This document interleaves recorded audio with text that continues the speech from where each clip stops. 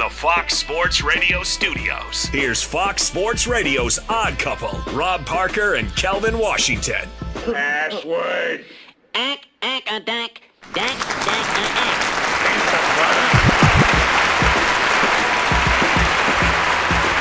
That's right. Come on in. You now, with that password, have full access to this very fine radio program for the next 3 hours. Not 2, not 3, not 4. That's right. Not no 5, matter how you listen not in. 6. Fox Sports Radio, foxsportsradio.com, the iHeartRadio app, SiriusXM Channel 83, and, of course, we are now live, We'll do it live on YouTube. it. Do it live. I'll write it and we'll do it live. Do it. Thank you, Bill. Just do it. That's right. Say my name. The original Nike Rob commercial. Parker. Say his name. Kelvin Washington. And we are indeed the Odd Couple right here on a Magic City Monday. And guess what? You'll need our telephone number because we are, without question, the most listener-friendly national sports radio show on the planet. At least when people are still awake. Write it down, commit it to memory, 877-99 on Fox for you laymen, 877-996-6369. It's not trigonometry. And if you hear feedback on the line, it's your own fault. It means only one thing. You forgot to turn down the radio. And if you call in here and have a problem with what we say to you, tough, because Well, I'm talking to you the way I want to talk to you. If you have a problem, turn off your station. with that said, always remember, Sweetie Beanie, yeah. all right, hey, let's go. We got a big show. Let me welcome in my co-host. Yeah. Kelvin. That's how I feel right now, Rob. Washington. Yay.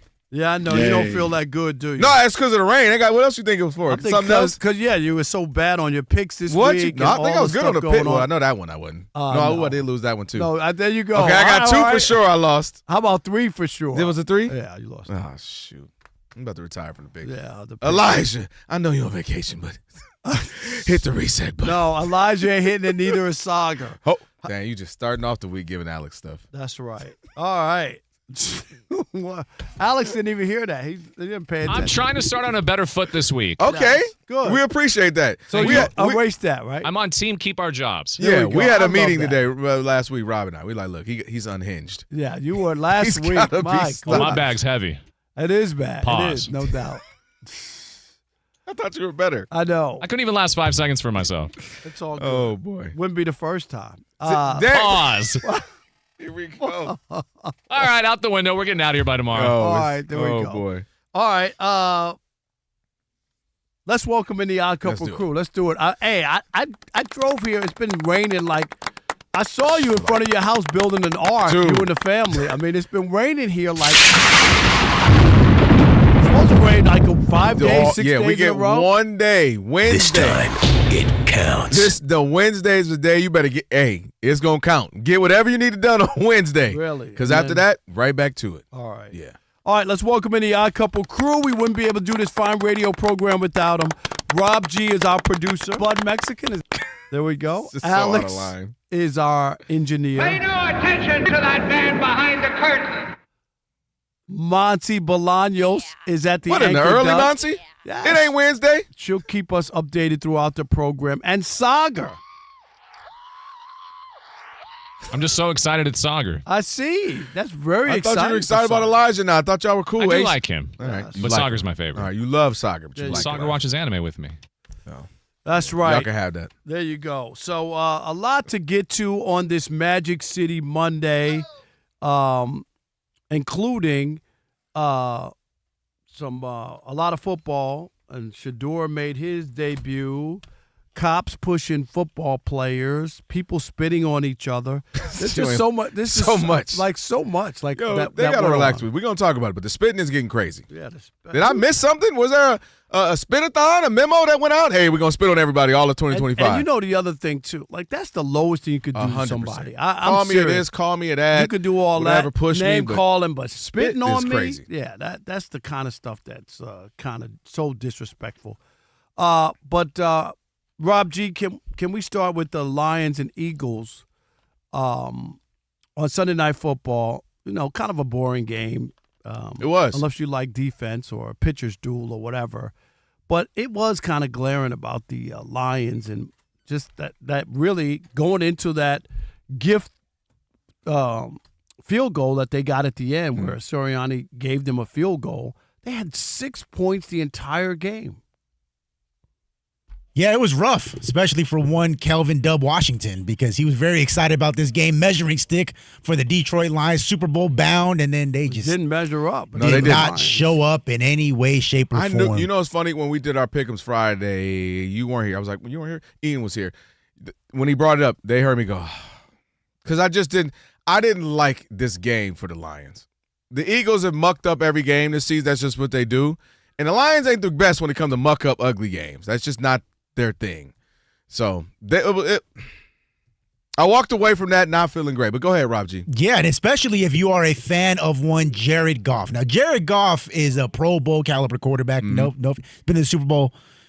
One thing that you can say about him, though, is number one, he doesn't play well in cold weather. Stats show that. And number two, if you can get him off his spot, he becomes very mediocre. Last night against the Eagles, he completed just 38% of his throws, the lowest by any quarterback this season. That includes Justin Fields and Shedeur Sanders. We'll get to him later. Which is crazy to be mentioned with those horrible. It was also the worst completion percentage of his NFL career. Keep in mind, coming into Sunday, he's completing over 70% of his passes. So go from 70 to 38 is really bad. He was 0 of 12 passing when under pressure. The second most incompletions in the game in his career. The last quarterback to have 12 attempts and 0 completions under pressure, Blake Bortles in 2017. All bad for Jared Goff and the Lions.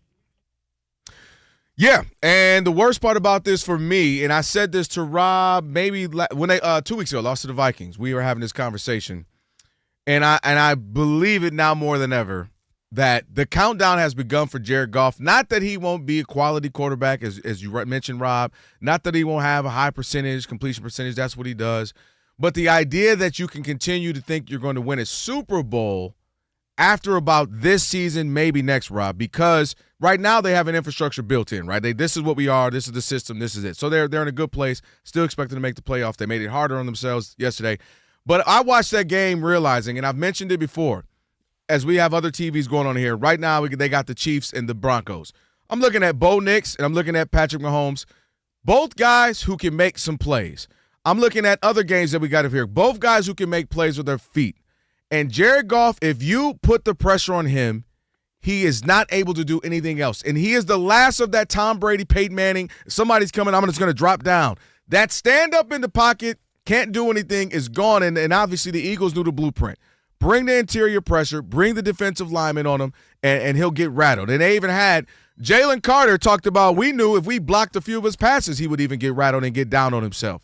So I watched that game saying, man, you can't be the last of the dying breed. He's the last of the I can't move in the pocket, I can't run. Because if you look at Bo Nix is not having an amazing season. Jackson Dart hasn't had an amazing season. But some of these guys are able to make game-winning plays here or there, Rob Parker, because they can get out the pocket. Or if the play breaks down, they can go pick up that first down, right? And it's not that they're having 285 yards and 80% percentage. It's that they can make a play or two. And Jared Goff, if it's not there based on the play that was exactly called, he can't do that. And the league is becoming accustomed to playing that kind of guy.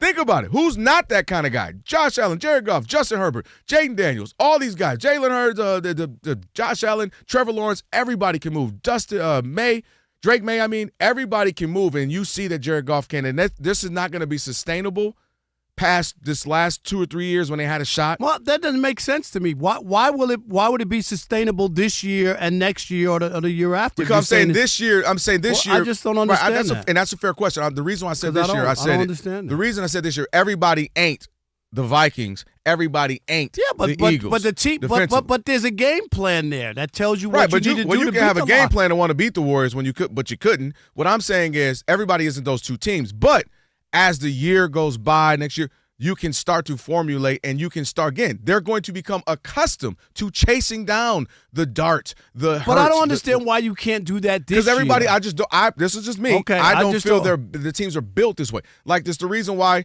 they've never lost 12 twice in a row, and like, what is it now, 13 losses. They haven't lost 12 because you can't just go, well, that was the blueprint, let's just try it. No, well, a lot of it has to also do with the scheduling, who they've played, who they've beaten. Right, I mean, well, if you go Eagles, Vikings, and Broncos but in the row, playoffs, you're going to be playing better teams. Right, but they might not be that. So when you say that's why they haven't lost 2 in a row or whatever it is, I could look at the schedule and say, yeah, well, the schedule. But that's my can point. work Everybody for you. can't do that. Well, so but that's those are the teams reason that are. why I'm saying yeah, but this in the year. playoffs, when you have a time to game plan for somebody and you see a weakness, I just think it's bigger than that. And again, Dan Gamble. Well, that's another whole story. Yeah, Dan Gamble continues to be, the Lions' worst enemy. And the other thing too is, I know everybody just accepted it that he took over the play calling, right?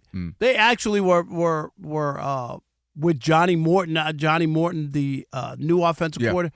They were averaging 29 points a game when he made a change. That was strange. I thought something was wrong with him. He's at the hospital for. I mean, not even being funny. Because all of a sudden, I think they had the bad. What loss was that? They had a loss, and then he made the change. The Vikings. One loss. Like before that, they were rolling. They were putting up points and all this other stuff, and they scored 52 against the Bears earlier this year, game 2. Remember, after struggling in game 1, so that was weird.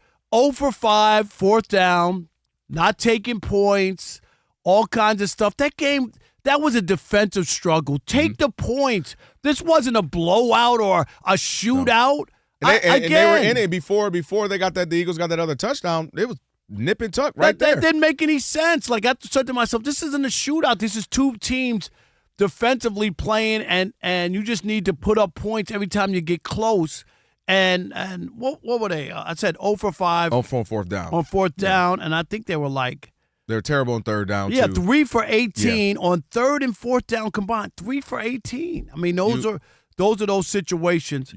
And I'm I picked them not to make the playoffs. And I feel even better after that game. And going to Philly and losing that game, it's not the end of the world. Right. But I'm just looking at the schedule and looking how they had no fight in that game. Like that's where I disagree. I don't think they did. Well, here's what I mean. Offensively, there you go. I was going to say that defense showed up every single possession except for maybe one, and even then, you expected. But even then, they only had, like I said, the 6 points going to the last 3 minutes. This is an offense with a lot of weapons. There's no reason they should have 6 points, and Sirianni gave them the last field goal.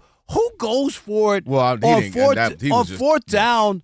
On your own when the team has been hurting and you give them points. You're giving them Your defense have been that. If the pass interference doesn't happen, say Lions go down, score or whatever, ultimately win the game. I'm not even convinced they do that. But I'm just saying because that was a big it made no sense. Your defense have been playing spectacularly. Punt the ball and let the defense play. And if the Lions get 2 scores in 3 minutes, then you don't deserve to win. Yeah. Let me add this. This is my last point, real quick. On the Dan Gamble as we call him. Here's my concern, Lions fan. Obviously, I got him going far. The concern, the one thing, if I had a chance to do a sit down with him, or if I happen to run into him in the elevator, my thing is he has in each game, each quarter, each half awareness. Meaning, if the ethos is we're tough, we go for it, we did it, that's great, right? You have your ethos, this is your team. But each game, each half, each quarter, each drive requires a different thought process.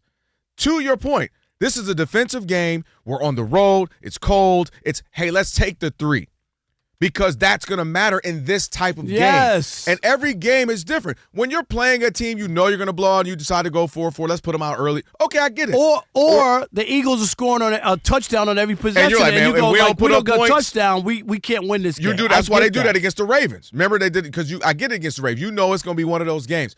He needs to be able to contextualize each game, each half, each drive, and he struggles with that. Like, if you're going to go for it, just straight up go for it. Don't do a fake punt on your own side of the ball. Just go for it then. Like, hey, we're going for it. This is one of our go for it plays, not a fake punt. So my issue with him, and I've said it off here, he concerns me in that he can't read each game sometimes. Each game is more, this is just who we are. okay, coach, but this is one of those games if we can beat the Eagles, that's a big win. Let's just kick the field goal. And I don't know if his players got to come up and say, coach, we cool with the 3. We cool with the 3 this time, coach. Sometimes those factor in down the stretch later on in games. And they change the Eagles because the Eagles go, starts to change. We got to score. Maybe they press and maybe they go for it too much. And it changes the game when you keep getting points versus walking away with nothing. All right, 313. My God, 877. Let me give away my phone number. Yeah, I thought you did that before. That was Detroit. 877-99 on Fox. 877-996-6369. Do the Lions have a Jared Goff problem in Detroit? Dan Gamble, is he another issue there? Yeah. I think he's even a bigger problem than Jared Goff. I really do. I'd have to agree. We'll continue that conversation next with you. It is the Odd Couple on a Magic City Monday. Rob Parker, Kelvin Washington, right here on Fox Sports Radio. And you know what you need to do. Stick and stay. If you're a huge fan of Detroit, like Rob Parker in the US of A. That's funny.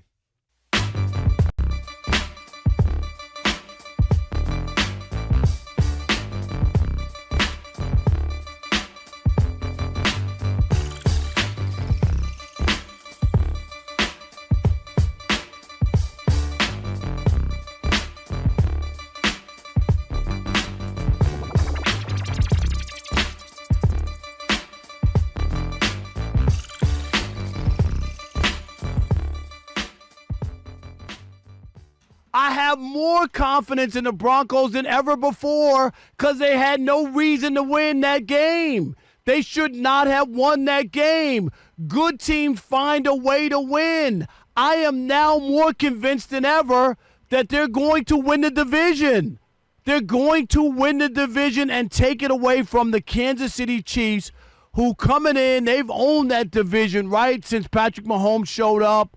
And now I am convinced Denver will win that division, and that is a great sign because it also means that there's a potential that the Chiefs might not even make the playoffs if Denver can beat them and put them in the spot where they are. Because remember, the Chargers are even ahead of the Chiefs. But I didn't go away from that feeling worse about Denver. I actually feel better about Denver. They had no business winning, and they did.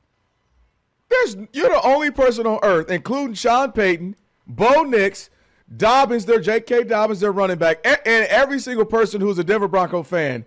How are you the one person who walked away from that feeling better? That's how I know you went home and watched your 25th time watching the reruns of Mason, of Matlock, of Golden Girls. There's no way you watched that game because it was terrible. Did I not send you pictures of the game last night? No, you just want him to buy the TV. That's all. No, I was watching. He said, let me put a game on. He might tantalize and he might want the TV now. No. If I put Matlock on or Murder, She Wrote, he ain't going to want it. I'm paying for Prime. Trust me, I'm watching the games. No, all jokes aside, I hear what you're saying, and a win is a win. I get that. Like, we all have heard that. We know that. But there is a such thing as a win that we didn't even like. And when you start to have your coach, your quarterback, your running back, and other people come out and they're literally borderline crying that they feel bad for the defense.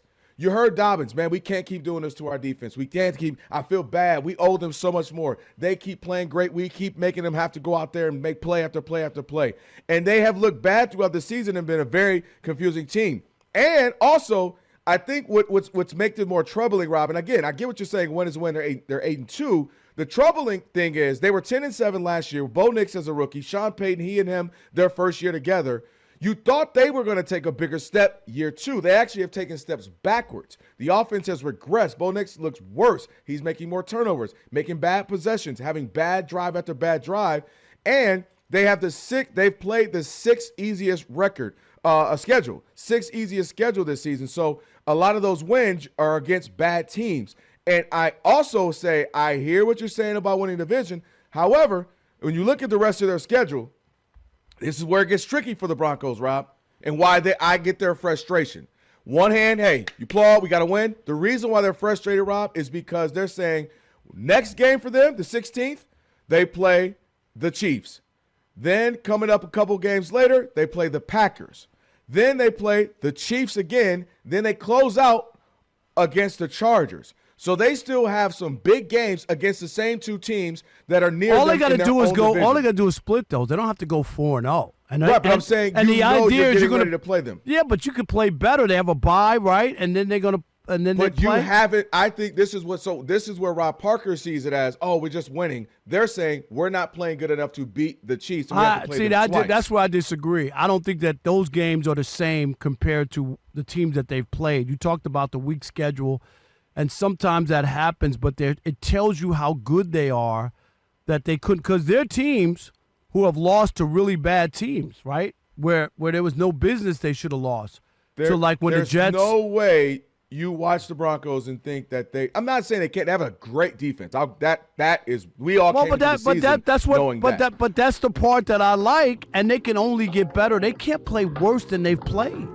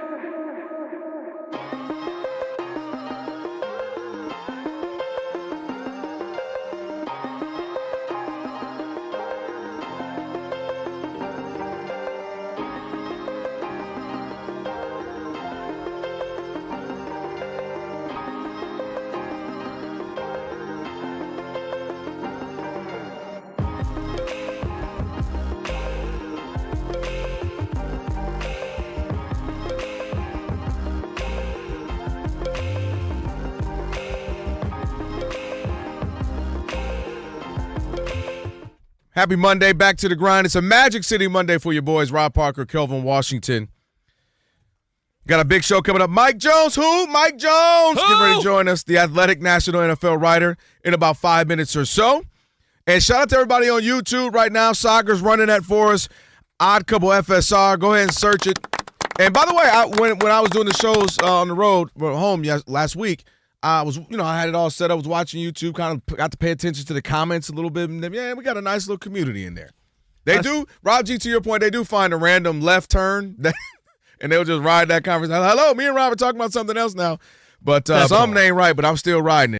There you have it. So, again, shout out to all the YouTubians, Odd Couple FSR. Go find it, subscribe, like, share. We appreciate it. All right, we're talking about the Lions. Is it a Jared Goff issue that you're concerned with? Is it Dan Campbell, a.k.a. Dan Gamble? Or are you just fine with where they are? 877-99 on Fox. Who we got?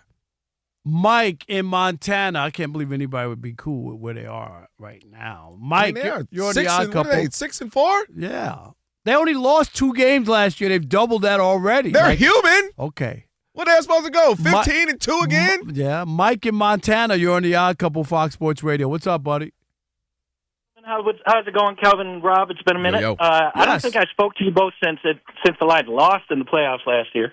Oh, the one I called against Washington, right? Hey, Rob, I called back and took my heat for it too, man. I called back and I took the heat. You remember? I said it was a big game. Yep, it was, no doubt. So here's the deal. One, Goff is missing Laporta, who's been his number one outlet receiver for the whole season. That's a major hit right there, is that his safety net disappeared and is gone for maybe the rest of the season the way they're talking about it. It sounds like that. It's a real I serious hope not, because I told Rob G that was a big loss. Those 3rd and 2, 4th and 2, that's who he would go to. Right, and it's not just the dude chips. And so what was the big problem was the defensive line for Philly overwhelmed. We got new guys. We got a rookie at the right guard. I ain't playing. I get it. They. There you go. They got these guys playing, and it is a newer system for the guys in front in terms of the guards, right? And Ratledge was getting bull rushed. And what was happening, the D tackles knew if we push in the middle, we raise our hands, we're going to knock that ball around. 5 batted passes. That's coaching and scheming. Well, here's that's the other good thing, work too. by Philly's D. Mike, they knew. They were ready for that. Mike, I got that, but here's the other thing, too. When you look at their wins, they've only beaten 2 teams over 500. That's you ain't even lying, Rob. Okay, you know what I'm saying, Mike. I want that Ravens win back. Don't do that. No, I'm just saying Ravens are 5-5. No, I know, but said I'm saying over 500. I know, but I'm counting that as over 500 because they're about to be. At the end of the season, what will the Ravens be? Okay, but I'm just saying right now, Mike knows this. The Bears were over 500, who weren't when they beat them. You know what I mean? Mm-hmm. But they are. And then what was the other one? What was the other game? The Tampa Bay. And Tampa Bay. Those are the only 2 wins. That's the thing that's scary. Don't do that, Rob. Don't do that, okay? Brian in California. I just told you that last week. We all do the schedule when we like it in our favor. It works for me now, my narrative. Brian, you're on the Odd Couple Fox Sports Radio. What's up, B? How you doing, Glenn? Nice to talk to you. Yeah, Goff, he's a good quarterback. He was Super Bowl champ not many years ago. No. He went to the Super Bowl, right? He didn't win. Yeah, I got you on that, but he was in the Super Bowl 2 years ago. Anyway, I think he's got a warm weather arm. It was 45 degrees. It felt like 33 degrees last night. He was throwing some low balls towards the end of the game there. I think his arm was getting cold. I think he's a warm weather quarterback.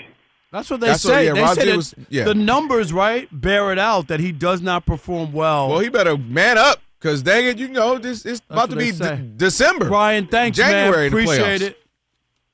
No doubt. Appreciate it. All right. On the way, Mike Jones. Who? Mike Jones. We'll talk to him in a minute right now. Monty Bolaños, what are you doing here? I'm sorry. I said Monty Bolaños. Oh, that's not what you said. I did. Not even a little bit. I said Monty Bolaños, what are you doing here on a Monday? Name. You gave me a heard different me get name. to the Monday. No. I You said gave me a Monday different to the name. Monday. It's fine. You'll get Monty Bolaños on a Monday, on a lunes. Monty, this is what I want to hear what you about to say. This is what he said. Because he didn't say Bolaños. This is what he said.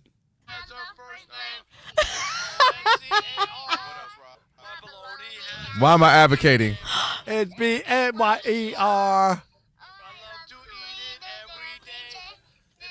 Ask me why I'll say, 'cause Monty Meyer with B-O-L-O-N-G-A. I just want it on the record. Monty, this is always your fault. I did not do that. Because you hype him up. You don't have the power to press play on that? No, because you hype him up and then we got to go there. No. I ain't hyping nobody. I'm calling you out that I wasn't sure. Yes, of course. Now you said it right. I said After 2 years, he can't say your name correctly. Wait, I said Monty Bolaños. No, you did not. But why is she here? I'll get to the butt. You said Monty Bolaños. Something like that. I don't care that we have YouTube and Alex. Yeah, both it's fine. will Monty say. Bologna. It's fine. All right. It's fine. Guys, week 11 of the NFL is going to wrap up at 8:15 Eastern time in a thriller. Cowboys and Raiders, we are all ready for that one. But other NFL news, Texans quarterback C.J. Stroud remains in concussion protocol. He didn't practice today. Falcons quarterback Michael Penix Jr. is headed to IR after aggravating a bone bruise injury in his knee. And ESPN reports that Penix will not play again this season. Falcons will be without Drake London for Week 12 against the Saints because he suffered a PCL sprain. The Jets are making a change at their quarterback position. Justin Fields is now going to be Quarterback probably numero 2, Tyrod Taylor, is now going to start in Week 12 against the Ravens. Numero dos. That's correct. Look at me not correcting you. When it comes to college football, the big news of the day, Virginia Tech has officially hired former Penn State head coach James Franklin to be their new football coach. Ole Miss has given head football coach Lane Kiffin a deadline of November 28th to decide if he's going to leave to take jobs at either Florida or LSU. The Athletic has the story there. When it comes to the NBA, Paul George is making his season debut right now against the Clippers. Clippers are up on the 76ers 26-20 late in the first quarter. Pistons over the Pacers 22-21, and the Bucks have a 26-16 lead over the Cavaliers. When it comes to the NHL, the Kings are trying to win 5 in a row. Right now, they're losing to the Capitals 1-0 halfway through the first period. Back to you guys. Thank you. You're welcome. I appreciate it. Thank you, Monty You're welcome. Bolaños. Thank You are you. so See, good. no, but see, mine sounds better than that. So good. Thank Bolaños, you. I said mine sounds better than that. Like you're saying it right now, but That's you how I didn't. said it. You did I not. did. You But y'all didn't throw a flag on the play, And so Monty, We did. and Chris was the same way when she first started. I don't buy it. And Monty, who was from day one. The one who knows the least Spanish. I Ain't that a know. blip? The one who is bilingual in his eyes. Thank you. Make sure you get to that lingo. Thank you, Monty. It's the Odd Couple, Rob and Kelvin on Monty, a Magic City just Monday. push it together a little A closer. little closer. It's fine. He is by. Lingual. Lingo. You know Alex should cut that up. It is the Odd Couple on a Magic City Monday. We are joined now by Mike Jones. Who? Mike Jones, the Athletic National NFL writer. He's probably tired of hearing that for the last 20 years. By Mike Jones on X. Make sure you give him a follow there. Mike, what's up, brother?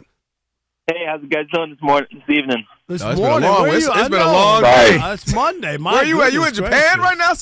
It's already Tuesday? Hey, let's start here, Mike. We were just talking about the Lions and Dan Campbell and taking over the play calling, 3 for 18 on 3rd and 4th down. They just really had nothing going against Philadelphia. They did get the gift 3-point, the field goal at late in the game with 3 minutes to go. That was a weird thing. But where are you gauging the Lions and where they are? Because everybody in Detroit said this was their measuring stick, and they didn't measure up. Yeah, I think that this is going to be something that Dan Campbell looks back and, look, they lost a offensive wizard in Ben Johnson. And I felt like the move to promote from within with John Morton, I know that he was looking at continuity, but I think that, look, you have an opportunity here. You got one of the best teams in the NFC. You don't want to be complacent and make a safe move. I think he should have cast a wider net, and we're seeing now. We said that. We both agree, like, with that, you got to go for the best offensive coordinator available. With those weapons. Right. And that they're suffering. And so I wonder, now look, there's still a long way. They still will work out some kinks. It's interesting to me, okay, is there nobody else that can call plays? Mark Brunell, David Shaw, they can't, because Dan Campbell, I don't think this is his thing. He's a great motivator. He's a great leader. But some of those decisions as a play caller, you could just tell that he's not fluent in that. And so I hope that they're not limiting themselves. Again, I still think they have an opportunity to make a deep playoff run. They still are super talented, but they got a lot of kinks to work out there as far as that operation, as far as the play calling and putting this offense in the best position to succeed. Because, look, you've got a running back tandem like you have there, and to hardly use them last night was just really, really, I know they got a tough defensive front in Philly, but you got to keep them honest and help, slow that pass rush by running the football, and they didn't do that. And so there's going to be, really going to be watching them closely to see how they work this thing out and position themselves for success as they enter the postseason. Yeah, Rob has them not making it. I have them making it. They made it harder on themselves, obviously, with a loss like that. But, again, that's a tough Eagles team. Mike, I picked it before the season. I picked them and the Chiefs not to make the playoffs, and I want to go there with the Chiefs. Yeah. Because I'm looking. Kelvin thought their offense was back in gear and everything. They had a nice little 4 or 5 week stretch. But the last couple of weeks, and they that was a huge game for Denver. I agree. And what do you make of the Chiefs and where they are? Think about they only lost, 2 games last year, one where Mahomes started, and they have 5 losses. Here we are through 10 games. Yeah, and the most amazing thing was, look, last year they won 11. They were 11-0 in one-score games. And this year they're 0-5. And that's just amazing to me because I always feel like, man, you can't bet against Patrick Mahomes, Andy Reid, and Steve Spagnuolo. They always give you a chance. And here, they have not been able to do that this year. They've come up short in those situations. And now, like, they right now are in a situation where they'd be on the outside looking in because they've lost to the other teams that are in position for a wild card. They've lost to Buffalo. They've lost to Jacksonville. They've lost to a lot of good teams too. That's the other thing. When you look at who they've beaten Bills. and who they've lost to, it's scary. Right. And so I look at this and I still think, look, they have the talent. Something's missing. I think some of it is, look, the competition has caught up to them. You've got a Hall of Fame coach in Sean Payton in your division, and so, you look at that, and he's got that offense. They're still got kinks to work out there, but they have their defense that is playing at a championship level there in Denver, and now they are firmly in the driver's seat there. And so I think the competition catching up to the Chiefs is one thing, but also, look, they've got, some young guys in key roles on offense and on defense, and then you have some of the other guys that you've leaned on that maybe you're having a little drop-off. But, Chris Jones doesn't come off the edge nearly as much anymore. Travis Kelce looked like he had a resurgence last night, but hasn't been the same type of dominant force there. And so, yes, you still have Patrick Mahomes, but Patrick Mahomes didn't even look good last night. And so they've got to dial in. They have very little margin for error. They have the Kansas City, they're hosting Indianapolis this coming week, and that's going to be a big game. They don't want to fall further into this hole because if they do, it might take 10, 11 wins to make the postseason. And, right now they're at 500, and, one loss could do it for them. Mike Jones, our guest, the Athletic National NFL writer, on with the Odd Couple, Rob and Kelvin. Another game that at least on paper was going to be a good one. It ended up being a good one as far as, the excitement, but the offensive excitement wasn't there. Two good defensive teams, Seahawks taking on the Rams. Rams ultimately get the win. Sam Darnold looked bad with 4 interceptions. You mean Ronald McDonald. That's right. The Rams wasn't great offensively, but they able to get the win defensively. They got lucky that they missed that field goal. They should have lost that 100%. That punt, who knew the punt would be the play of the week? But what do you make of the Rams and in the Seahawks? Is that just a tough loss, or was there something there? No, I think that was maybe the game of the year. It is an amazing chess match where you have Sean McVay, one of the brightest offensive minds, going against Mike McDonald, one of the best defensive minds. And look, even with the 4 interceptions, give Chris Shula, the Rams defensive coordinator, a lot of credit because he had the perfect game plan, forcing Sam Darnold into a lot of mistakes, making him really uncomfortable. But even so, the Rams started off that game, their offense was clicking, and then the adjustments that Seattle was able to make things hard on them. And it was really a back and forth defensive struggle, and the Rams were able to eke that one out there. It's going to be interesting to see next time they face each other. It'll be up in Seattle, and the stakes will be very high. I still think that the Rams are one of the best teams in the NFC, and I still think that the future this year even is bright for Seattle. But Sam Darnold's got some work to do when he comes under pressure. We've seen him now in big games, twice against the Rams, last year also against the Lions, when those quality teams with top-level defenses and a lot of pressure, he really was not able to deliver. And so we'll see how he continues to evolve down the stretch of this season, because the blueprint's there now, and so he's got to respond. Hey, Mike, last thing. The Raiders are playing the Cowboys tonight in Vegas, and I don't want to say that Pete Carroll's old, but I looked at his I got the menu for his pregame meal, which is decaf coffee, sodium-free bacon, and a chest X-ray. Mike, help me. I didn't like the hire in the beginning, and where are the Raiders going here? Because it has not been. It's been a disaster, and not just Geno. Like everything. Like what the Raiders are bad. Yeah, I think that it's a situation where there's a lot to clean up. It's going to take a while to undo some of the damage that they've had there. Outside of Brock Bowers, can you really name an impactful draft pick that they've had the last several years? So when the coverage is kind of bare, It might take a little bit of time. But when you hire a 75-year-old, I mean, what? Like what? It's a 5-year plan. I mean, you know what I'm saying? Like I don't. Yeah. Right. Yeah. And I was just about to say, like, they don't have a whole lot of time because I think that he was good in a sense that he brings credibility and can help restore order. But by the time that you just start getting things turned the right way, I mean, he's going to be looking at, retirement.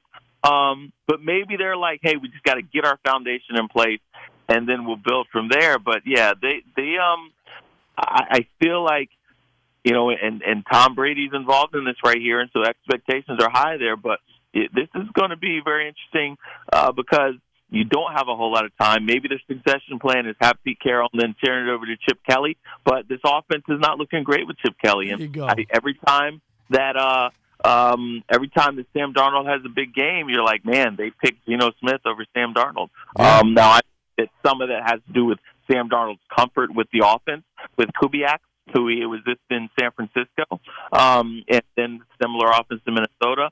And Geno has comfort, with Pete Carroll, but he did not run this offense in Seattle. No. So these pieces aren't fitting right. No. And so they don't. Yeah, Mike. They don't look good. It's bad. bad. And we'll see tonight. Maybe Monday night they can smart. I don't know. Get something Cowboys going. roll. Cowboys roll. All right. Hey, Mike. Appreciate you, man. Thank you as always. All right. Have a good one. No doubt. Checo City play today on the way. It's the Odd Couple, Fox Sports Radio.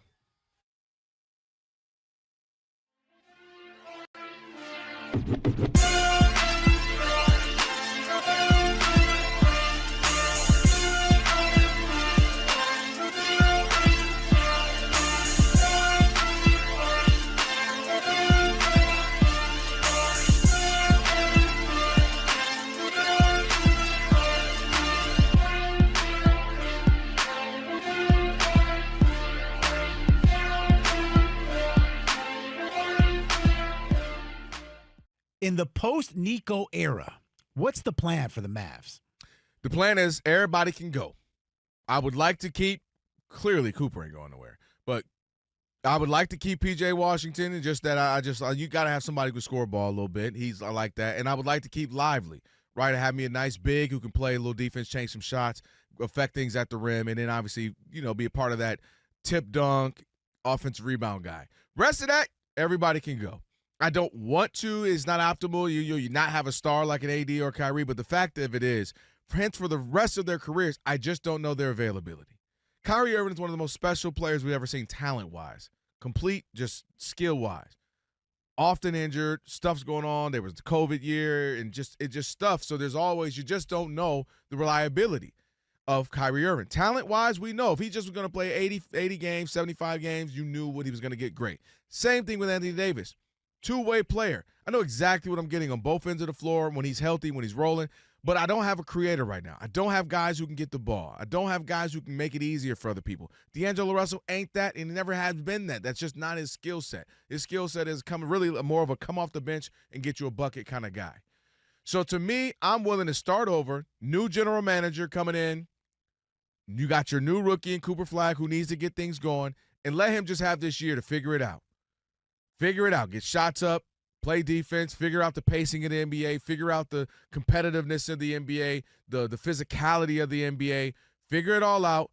We're going to keep a couple pieces around, and then I'm moving. I'm fielding calls. How much you want? Who wants what for Anthony Davis? Kyrie will be back end of the year, early next year. Who wants what for Kyrie? Who wants this person? Because Klay Thompson's washed. AD's often injured. Kyrie's often injured, and Cooper Flag is finding his way. So to me, I'm open for business. To me, you just have to be. I'm hitting a hard reset, building around Cooper, building around, whoever the new general manager is going to be, and finding our way, our thing, our identity. Because you can't do anything with the rest of these guys. To me, I don't like to construct it. And to what avail? To what avail? The Western Conference is loaded. What, be the 9th seed every year for the next couple of years? Totally disagree. I think that you could have, because you have the young star, you got the first overall pick, who's supposed to be a star, you could try to go along with what you have, hope these guys can get healthy, make a run. He becomes the bridge to take you into that next because you already got your guy. You don't need to tank to get your guy. You have your guy already. If you had old guys without Cooper Flag, then I would agree with you. You already have them. You're not going to get better than what you just got. So you have your guy. So the idea is to be able to let these guys get healthy. Let's see what we can do, right? Let's see if we can make a run with this. And if not, then as you get rid of pieces and move forward, then you could start to complement him, and then you have a bridge between us being viable with a young superstar in the making, star, whatever you want to call him. Plus, you have a guy who's won a couple. You got guys who have won NBA championships, so right, maybe some of that rubs off on him on how to win. He's around those kind of guys. Putting him around a bunch of young guys trying to all grow together, it can work once in a while, but it doesn't work often. So I'm just saying, when you have a guy already and you luck out and have that, and yet I just think about it like Tim Duncan, when Tim Duncan was able to go there with David Robinson, right? But that was a fortunate – like, they weren't as bad as getting that number one pick. No, but he was hurt, and Right. they did. But I'm just saying, you wound up being able to have both. You know what I mean? Tim Duncan was obviously your future, but you had David Robinson, and you didn't go – okay, we got Tim Duncan now. Let's get rid of David Robinson. I and love let's your start example. moving on forward. I'll one up your example with your own example. When you were them and then you start to get Tony Parker becomes a guy, and then you go get a Kawhi. The difference is, to me, a couple of things. One, you just can't have guys that you're talking about that are always injured. Like Anthony Davis is and it's only going to get worse. He's getting older. It's not like you got him at 23 and you say, well, we don't know. No, we know, and it's only going to get worse. Kyrie Irving, it's only going to get worse. And so the reason why, when you start to look at the teams that have had success over the last 10 years or so, it's guys who grew together. It's drafting Steph, drafting Clay, drafting Draymond, drafting Harrison Barnes, and then you running around. Obviously, Harrison Barnes will leave. How did Toronto win its championship? They had a core group of guys, Yeah, and then but they went and couldn't got win Kawhi. with that. But they couldn't win with that core. If core. LeBron wasn't there, they might have been able to win. But that core, they didn't win. LeBron was hating on them. That core didn't win. All right, and so did you talk about, okay, Philadelphia did that. They had all these high draft picks. They put them all together. Trust the process. Did they win? They couldn't even get to the conference. They couldn't even get there. And then I go back to the Celtics. Again, you had your core. They had a run. They got to a couple finals. They won one. And you just, to me, I'm looking at, now let's not even talk about Oklahoma City Thunder as far as you got some core. You got a great young Trey. I can't believe the Clippers gave up SGA. And so my point is, just find your things. Make a couple of trades, get some young pieces, and build so you can build towards your future.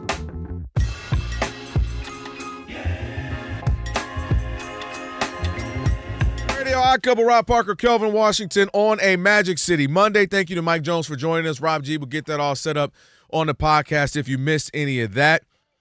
Right now, it is time for Shekel City. Welcome to Shekel City. The base for Rob Parker's daily picks against the spread. Did I do that? Did I do that? Did I do that? Did I do that? I had the nerve to send, of course, a message to Elijah. I forgot he's on vacay. Extended vacay. HRU in Vietnam. HRU. Yes, I know. He's probably like, when he got this, was No, like, he not. It's his What's wife. up with the lady She's boy? had enough, bro. Exactly. All right, here we go. Sorry about that. I was 2-1 on Friday. I heard you. Alex is out on hand. Tight pants, Didn't this man say he tighter was gonna be pants, taking the cool the this week? shorter Right. shorts. All right. Big time lies. Yeah, Alex, you need to go to Bangkok with me. Oh, What Rob, a time that was. Okay, I know what you told me goes on in Bangkok. You guys gotta stay in Bangkok. It was a fantastic trip, and Kelvin, it was great. you don't want to know what Rob got into. Put the camera on me. It was unbelievable. What a time that was. Kelvin, you coming? You're not I coming, ain't not gonna to be Vegas, here. no. Had to hit you with the magic. I ain't gonna be here. All right, 2-1 Friday. That's the total of 75 and 68. Okay. Tonight got the Cowboys. I think they're -3.5. Right? You'll be ice, Gino. Yeah, with Gino It's and the the Raiders. Even though it's in Vegas. This is when Vegas wins, though. When your time you don't think it's gonna happen. I got the 76ers and the Heat as well. I don't have the spreads in front of Well, me. I don't have it right now, but I know You they're got 'em getting now? beat. The Heat with the TV at the bottom there. They're down significant. I'll pull up Jim. Yeah. I did pull out. Yes. But thank you, All Tiger. right, so there you go. Again, the Heat, the 76ers, and the Cowboys all, I think, favorites. So take them minus the points. And remember, Kelvin, What's I'm that? not telling you who to bet on. I'm telling you who I bet on. Did I do that? Did I do Did that? I do that? I know I got to get ready for tomorrow because I forgot that he wasn't around today. I was wondering why he didn't get back to me. You know, when You I felt some type of way? Well, yeah, when I hit that button HRU, you know, I'm expecting.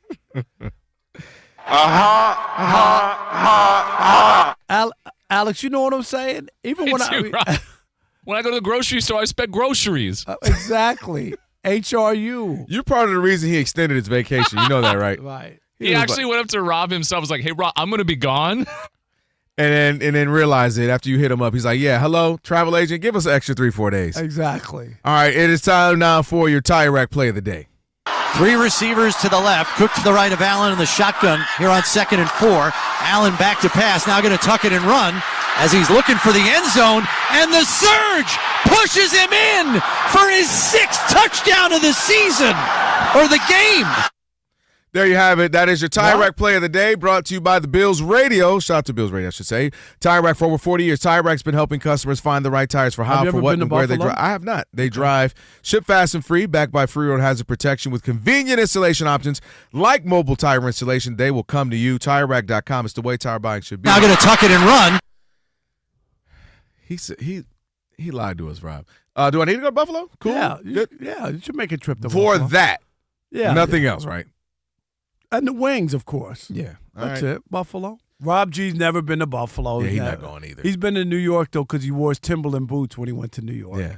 You felt like Nas or something. Did you feel Wu-Tangish or something? With a triple fat goose and a shiesty on? Yeah. Oh, yeah. Look at that. Oh, with the shiesty, too? Facts, You got a shiesty? Oh, you took it to a whole new level. Man, they be wearing the shiesties in the summer now. They got to relax. Alex, have you been to New York yet? I have not. Well, you need to You go to gotta New go York. to New York. I feel all Americans should have to, whether it be an 8th grade trip or a senior trip. Seriously. If you might hate it, you might love it, but you got to go. Saga, have you been? You've been to New York, right? Yeah. It's Rob, how about this? Monty, what about you? New York? No? I love New York. I don't think Alex will like New York. I'm sorry, I'm eating. But Alex, I think. No, but he has to go, though. You know what I think why you would like it? No, he has to go. Once you see all the different people. I'm dead serious. Like, that's the part to me, as you walk the streets, you know that it's unlike Alex anywhere. would like it, Monty, because Alex would be like, you know what's dope about New York? I went to each corner, and like there's a different person, there's a different story, and I'm just waiting on the walk, right? I want to walk through the crosswalk. My man said, hey, man, do you have the time? And I realized he didn't mean a watch, because that's a deposition. Was that that time Alex? is not infinite.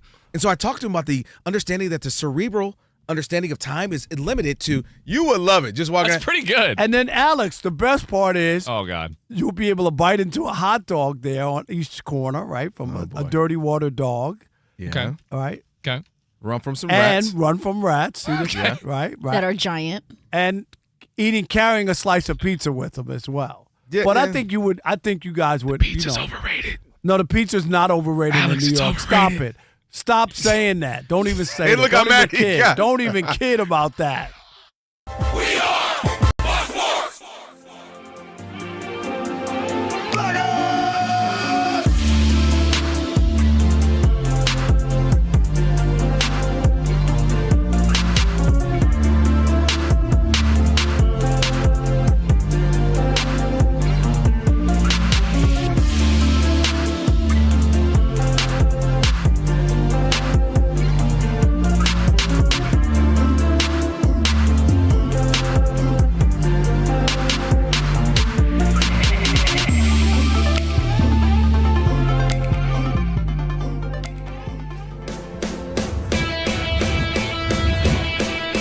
Wake up, it's 2 pros and a cup of Joe, Fox Sports Radio. You ready? Yes. I'm Colin Cowherd. This is The Herd. You are listening to The Dan Patrick Show. It's the odd couple. You know what time it is. Let's get it. Fox Sports Radio. Bigger, bolder, and better than anyone in the game.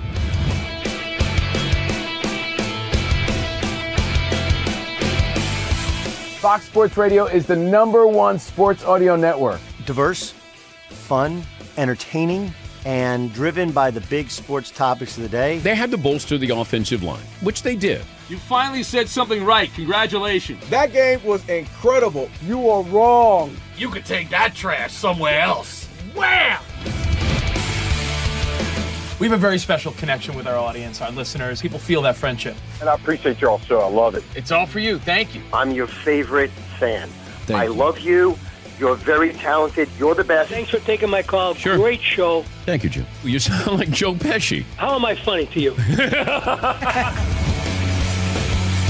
I can't help but notice that the W-2s for the quarterback look a lot higher. That's because we're worth it. You gotta be kidding. He never was an elite quarterback. This team is unstoppable. He made the right call. You know that's right. LeBron James is a legend. No, he's not. He complains all the time. You say Brady's the greatest quarterback of all time, but Eli Manning beat him twice. Wrong. For 25 years, Fox Sports Radio has dominated the sports audio landscape. With the biggest talent and the best programming available. We talk sports and we have fun doing it. We talk about life. Sports radio is where you go after the games are over, and then the discussion begins. If the Chiefs win, Sorry, Patrick Mahomes here. What do you mean by if the Chiefs win? It is live. It is unscripted. No other medium can touch that. And that's what makes it special. Yes.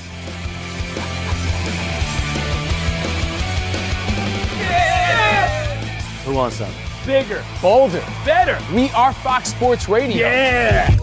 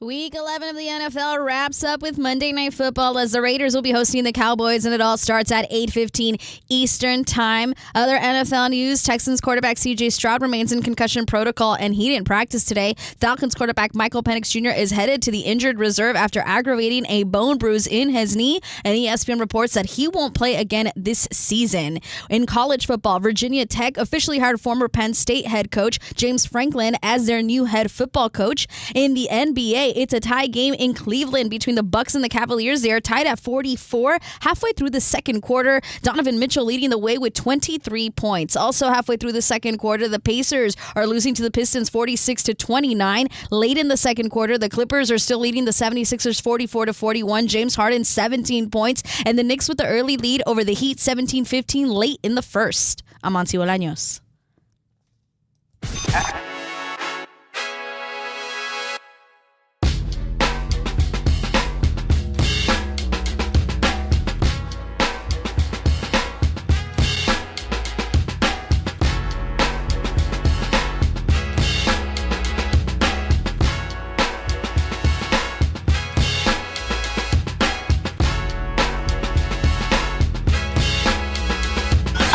Can this sports writer and this sports fan share a radio show without driving each other crazy? Now, live from the Fox Sports Radio studios, here's Fox Sports Radio's Odd Couple, Rob Parker and Kelvin Washington. Hour number 2 on a Magic City Monday. Number 2. Oh! Rob Parker, Kelvin Washington, here on Fox Sports Radio. If you missed any of today's show, you'll be able to catch it on the podcast. Just search Odd Couple.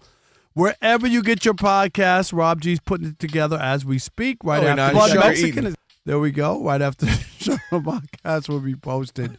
Right now, Monty Bologna is what? First of all, wait. Oh, my. I admit I said it wrong. Finally. Right now, Monty Bologna is what? Bologna. Because I was trying to get to something, so I said it wrong. Why did it also sound so country? Right now, Monty Bologna is what are you? Right now, Monty Bologna. A lot of questions. Yeah, there are a lot of questions. Be sure right now, Monty Bologna. Be sure to follow the podcast. That's right, and rate it at least 5 stars because we're worth it, and then even provide a review. Again, just search Odd Couple wherever you get your podcast, and you'll find today's full show and a best of version coming up right at the end of this show. Don't forget, coming up in the next 27 minutes, TJ Hushmanzada, the former Pro Bowl wide receiver, co-host of Up On Game right here on Fox Sports Radio. So we got a lot to get to here in hour number 2. And Rob G, there is a team that went to the Super Bowl. Well, one of them is rolling at 8-2. The Chiefs? No, the Eagles. And the other one is struggling at 5-5. Who would that be, Rob G? That would be the Kansas City Chieftains. Did you see the way I didn't give it all the way away? Struggling. But it's fine. Struggling. Struggling. Now, you mentioned that they lost. It was a tough game. Coming off a bye, which makes it even more inexcusable. I thought that, what's his name? Andy Reid is unbelievable coming off a bye. That's what they say. That's what they said. And apparently not. Patrick Mahomes threw a pick 6, got overturned, and he's like, I'll throw another one later on in the drive. We'll make it right, so don't worry about it. It was one of those games for the Chiefs. Pass. But the big story, obviously the game is the game. We'll get to that later. The big story is what's up next for Kansas City. As of right now, NFL Next Gen Stats pegs them as having a 10% chance to win the division. They're 3.5 games back of Denver, plus Denver now has the tiebreaker, at least for now. More importantly, however, teams that start the season 5-5 historically only make the playoffs 9% of the time. Wow. And if that wasn't bad enough, if Kansas City were to make the postseason, and let's say they don't win the division, but hey, we can get in as a wild card. We got one extra team from a couple of years ago. We'll sneak in as a wild card. Above Kansas City, the 3 wild card teams right now, 7-3 Buffalo Bills, 7-4 LA Chargers, 6-4 Jacksonville Jaguars. All 3 of those teams, number 1, have beaten Kansas City, so they got tiebreakers there. That's something. Yeah. Number 2, all 3 of those teams have considerably easier schedules moving forward, which means it is possible, if not likely, that at least one, if not all 3, will win 10 games. In that scenario, the Kansas City Chiefs would have to win 11 games just to make the postseason, which means winning 6 of the last final 7. Yeah. I mean, they are between a rock and a hard place. That game yesterday was huge. All the way around. Yeah, that was a game they needed to have. And I'm not going to say I told you so or anything. The season's not over, but I told you so. Before the season started, I did say they wouldn't make the playoffs. I'm not surprised. I'm not. Also, you mentioned the Mahomes. He has 3 red zone interceptions that basically have helped them lose games. Yesterday was terrible. Philly has won the pick 6, Jacksonville, and then yesterday, which was a 10-point swing. You know what I mean? I mean, no, that's huge from a touchdown and then a field goal for them on the other end. In a game you lose by 3, it's a huge. But last year I talked about it. I don't know. I've seen different, Rob G. I've seen 10-0 in one-score games, 11-0 in one score, and even ESPN just had said 12-0. You know, in one-score games. Am I right? Varies. I don't know if people are including like postseason and not saying it or something, but it keeps varying. Am I right? ESPN had 12-0 and 0-5. They had 12-0, yeah. right? And I'm looking at it going, we've been talking about 11-0. At least we have. Yeah. And then I ever saw somebody say 10-0. Well, the other thing too is, 0-5 in one-score game. That's what they used to be about. Mm-hmm. Don't let it be close, because guess what? Right. They'll beat you in the end. And when Kelsey got the touchdown, what happened? You thought, oh, here it is. Look at the magic. Kelsey, at least for one game, he's back. And then just didn't happen. And Bo Nix, we talked about it. Let me say, I said this to you before. Defense always gives you a shot at being in games. I don't care what anybody says. If you have you always have a shot, because that other team's not going to get enough points to run away from you, you know? Mm-hmm. And then Bo Nix, couple of big throws, that third down throw, right? Big catch and throw and catch. But this is what I'm saying. This doesn't feel the same. It feels, and I know we could talk about it, the end of a dynasty or whatever. I just think that it ain't the same team. I know you thought once he got the receivers back that they were going to be a juggernaut offensively, and they had a few games against some bad teams. Mm-hmm. But that offense isn't the same. Patrick Mahomes isn't the same. He hasn't been really the same for a while. And he had, I'll give you 3 or 4 games this year where he lit up the scoreboard, and you can look at the opponents. I think they beat the Lions and what other game? Only 2 teams. They're the same the way. Lions. There's only 2 teams that they beat. Are you saying the whole season? Yeah, they only got 5 wins. They beat the Ravens, and the Ravens are 5-5. Who else? And then as far as those types of wins, because they beat the Commanders, they beat the Raiders, they beat you mentioned the Lions, and that's it. I mean, they lost to the Jags. They lost to the Eagles. They haven't beaten any. Lions and the Ravens, Lions and the Ravens. Yeah. And the Ravens are 5-5, and I get it. They're a better team considered than 5-5. Right, but at that time they were bad when they beat them. And defensively, they were trying to figure things out. They were struggling. Right, they were struggling big time. But I don't know where you want to. I know you felt good like they're going to the Super Bowl, and they had the run that I thought offensively, right? Because we've seen this season a lot of teams play down to other teams and not do stuff, and they were putting up big time points. I mean, prior to this game.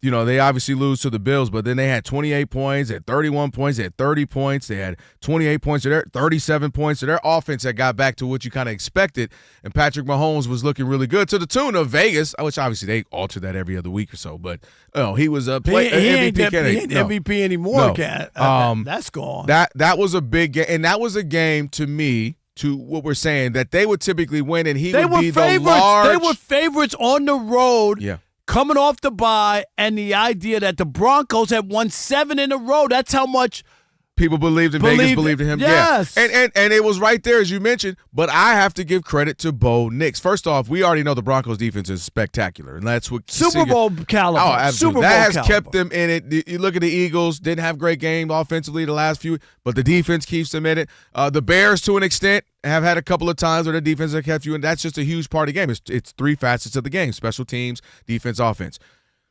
Bo Nix made the plays that you expect Patrick Mahomes to make.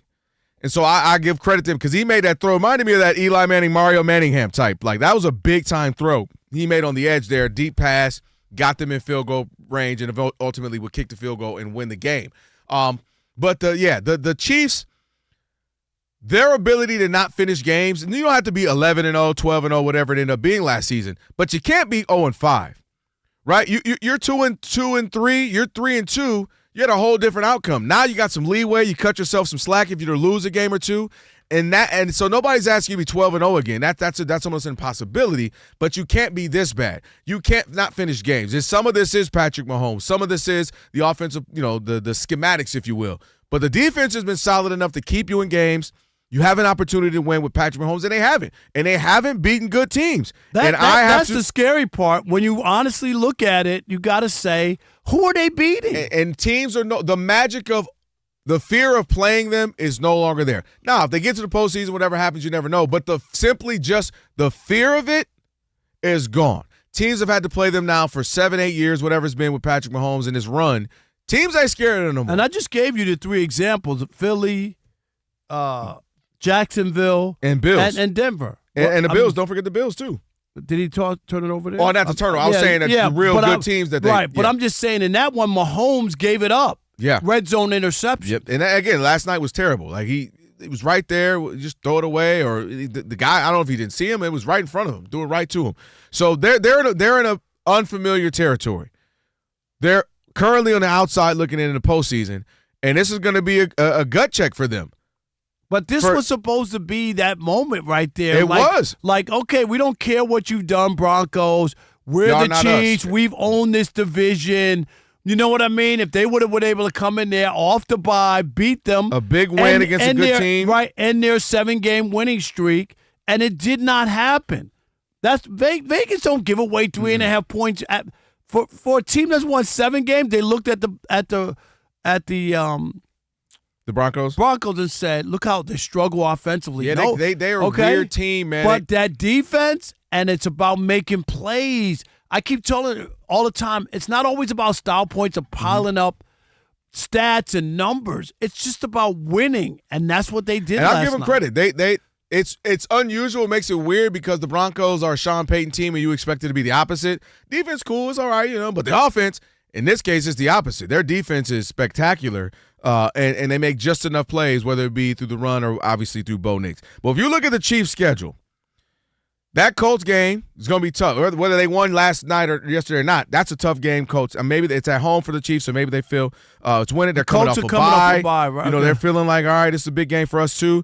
And they need to reestablish themselves, the Colts, a little bit. And the Cowboys, we'll see what happens tonight. But, you're going to have to beat them offensively. They're going to try to score some points. Texans are going to be ugly. That's going to be an ugly, muck it up. It's going to be very similar to the Broncos to me. Like, both teams defensively playing good, a couple of turnovers. And then the Chargers. And then, okay, they'll beat the Titans. But then right back at the Broncos again. But what's crazy? You said that? The Titans actually have don't they have a better record, or are they 5-5 too? The Titans, what are they? No, the Titans are. Who am I thinking of? What's Tennessee Titans you talking about? You talking about? Remember the Titans? I thought that. But they won. They've won games of late. What's their record now? I thought they were. Where are they? You're thinking of the Texans, not the Titans. Am I thinking of the Texans? Are 5-5. Okay, they're 5-5. Okay. I'm like, remember? I thought he was talking about the Denzel Washington Titans. I'm like, what? Titans 1-9. They're 1-9. Yeah, no, that I was Texans. That's why I said that's going to be an ugly. You know what? That'll be a tough matchup between the Texans. Texans are one of them teams. What's the Panthers' record? 5-5. They've won. Yeah, that's what I was thinking of. The Panthers have. What are they? They're 6-5. Yeah, okay, all right. It was the Panthers I was thinking. I knew it was one of those teams. One of those light blue teams. One of those light blue, but I knew, one of these bad teams, historically, bad teams. I tell you what. You wanted to add something. No, I just got some numbers for you guys. Yeah. So you've been this whole, 14 minutes, I was talking about the Chiefs. And the emphasis has been, hey, they're just not winning these games. They're not closing the game. This is supposed to be what they do historically, especially last season. The Athletic published the whole piece about it. Through the first 10 games this year versus last year, the Chiefs, averaging more points per game, giving up less points per game, have a wider point differential in a positive way. EPA is better offensively. Defensive EPA, better defensively. Turnover margin, they were -5 this time last year. They're +3 this time this year. The difference is one-score games, they were undefeated. They're 9-1. This year, they lose them all. They're 5-5. So what would they be? They'd be what? 10-0 if they would have won those one-score games? By every metric, they are better this year than they were last year. Which is crazy. Yeah. You see it clearly offensively they're better. That's not even they were very, very hard to watch last year. But what plays are you giving up? And I just gave you 3, you know what I mean, that turned the games around. Right. There's 3 right there. And that's what I would not have hung my hat on, would be mishaps from Patrick or just the team in general losing and making bad plays. Travis Kelce's fumbled or running into your teammate or just little plays that you'd be like, all right, a team might beat them. They're not going to go undefeated, but not shooting themselves in the foot. And they've become Cheddar Bob, shooting themselves in the leg lately, which is uncommon for this team. Now they're in a position where max 2 more games they can lose, max? And that might be pushing maximum. And just to give the full context of what's going on with the Kansas City Chiefs, historically, you get the ball 4 minutes, 5 minutes left in the game. Patrick Mahomes is going to do some game-winning field, game-winning touchdown, whatever. Yesterday, 4 minutes left, chance to lead a game-winning drive. They didn't gain a single yard. Which is crazy. That's crazy. 3 and out, punt, never got the ball back. Yep. Yeah. Now they put themselves in position, Rob. Again, they win that one. Okay, we got a nice little cushion. They're in a position where now, max twice they lose. And it might, to your earlier point, Roger, it might be 6. And you need the other teams to lose, which makes it even tougher. What's the bigger call for me? That I said the Chiefs would make the playoffs or the Lions? Like which? Is the I still biggest think the one? Lions. The Chiefs. No. But I'm just saying preseason for me to go on a limb on 2 teams that are perennial going to the playoffs the last few years is what I'm saying. Probably Which one's the bigger? Chiefs, maybe? Probably the Chiefs because they've dominated the decade That's for like just a decade. that's who they are. Yeah. The Lions might go Lion, and you'd be like, all right, well, it's the Chiefs. Okay. And you could have said coming in like how you did, that division, the NFC North, is, if not the best division, it's one of the best divisions. I don't like the Bears either, Rob G. They get on my nerves, I don't too. like them either. They're not that good, but they keep winning, that's what the teams. I meant to talk to Mike Jones. We didn't have time. I love it. I'm loving it. We know you love it. Ba-da-ba-ba-ba. You McDonald's over here. You That's love it. right. Anyway, my point is teams that are like 8-2 and 9. The Eagles, the Broncos, the Bears, a handful of teams. I'm like, I just still don't buy them, but they're winning. All right, 877-99 on Fox, 877-996-6369. You could give me love and say, Rob, you told us so. No, I'm saying it ain't over yet. Do you still believe in the Chiefs, and will they make the playoffs this season or not? Where are you? Where are you saying, yes? Where are you? Yeah, they make it. No, I want you, yes, Yep. confidently. Yep. Rob G, yes? Do the Chiefs make the playoffs, yes or no? Rob G, Chiefs make the playoffs. I want you on the record, yes or no? No. Okay. Yep. You got 2 no's and 1 yes. Yeah. All right, it is the Odd Couple on a Magic City Monday. Rob Parker, Kelvin Washington, right here on Fox Sports AFC Radio. Championship game, like I We told want to you. hear from you. Are they the Chefs or the Chiefs this year? Big Chief. Big Chief, one and only. So you know what you need to do here on the Odd Couple. Stick and stay. Unless you're delusional like Kelvin Washington in the US of A.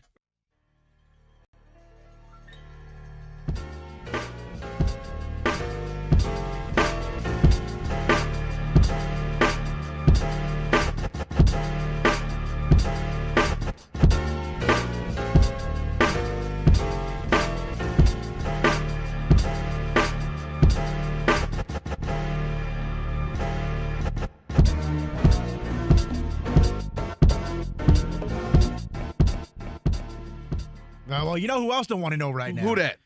Green Bay Packers fans, because you guys mentioned a horrible performance last night. They lose the game 10-7. I thought Aaron Rodgers was playing for them. It was the Packers' 3rd loss this season in which they've given up 16 or fewer points. Just to put that in context, the Jets are the only other team multiple losses this season giving up 16 or fewer points. The New York Metropolitans. In their 3 losses, the Packers have allowed just 39 total points and 780 total yards. That would make them the first team in NFL to have that happen to them since 1940. Okay, Rob Parker was 21 at that time. Oh my! That's how long ago it's been. He had just got be able to drink. And Was it everybody's bootlegging? piling on the quarterback, Jordan Love, and I was Jordan, I don't know how I feel about it. And Rob, you think there's someone else to blame? I do, and I think Matt LaFleur gets a pass for whatever reason.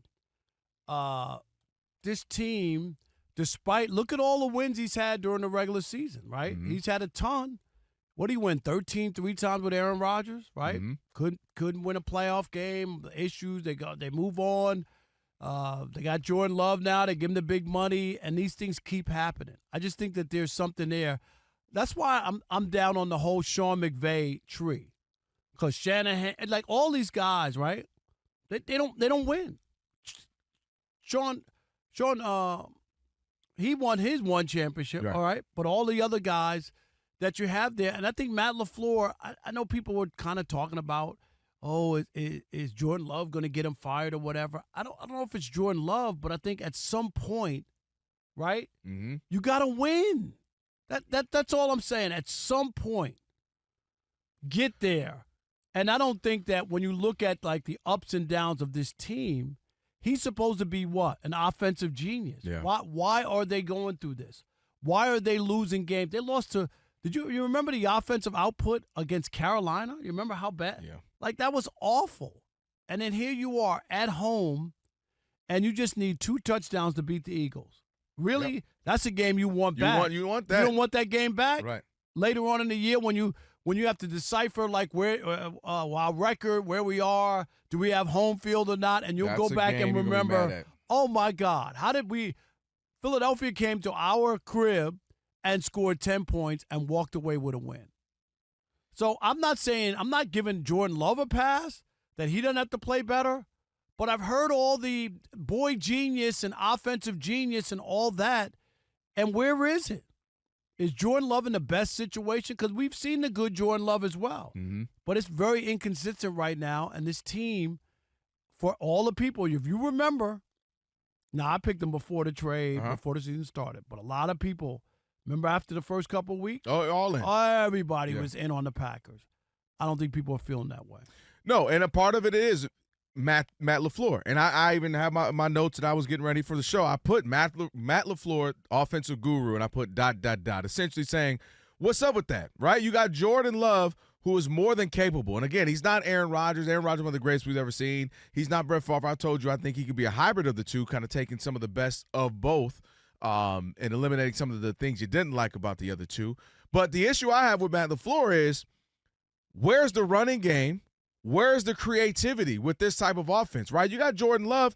I would like to see Jordan Love utilized more in the RPOs, in the bootlegs, and get him used as athleticism. Not saying he has to be a runner, but use his athleticism. So, to me, Matt LaFleur having the weapons, you got a bunch of – now, maybe the issue is they don't have the guy because they got a bunch of guys on the outside.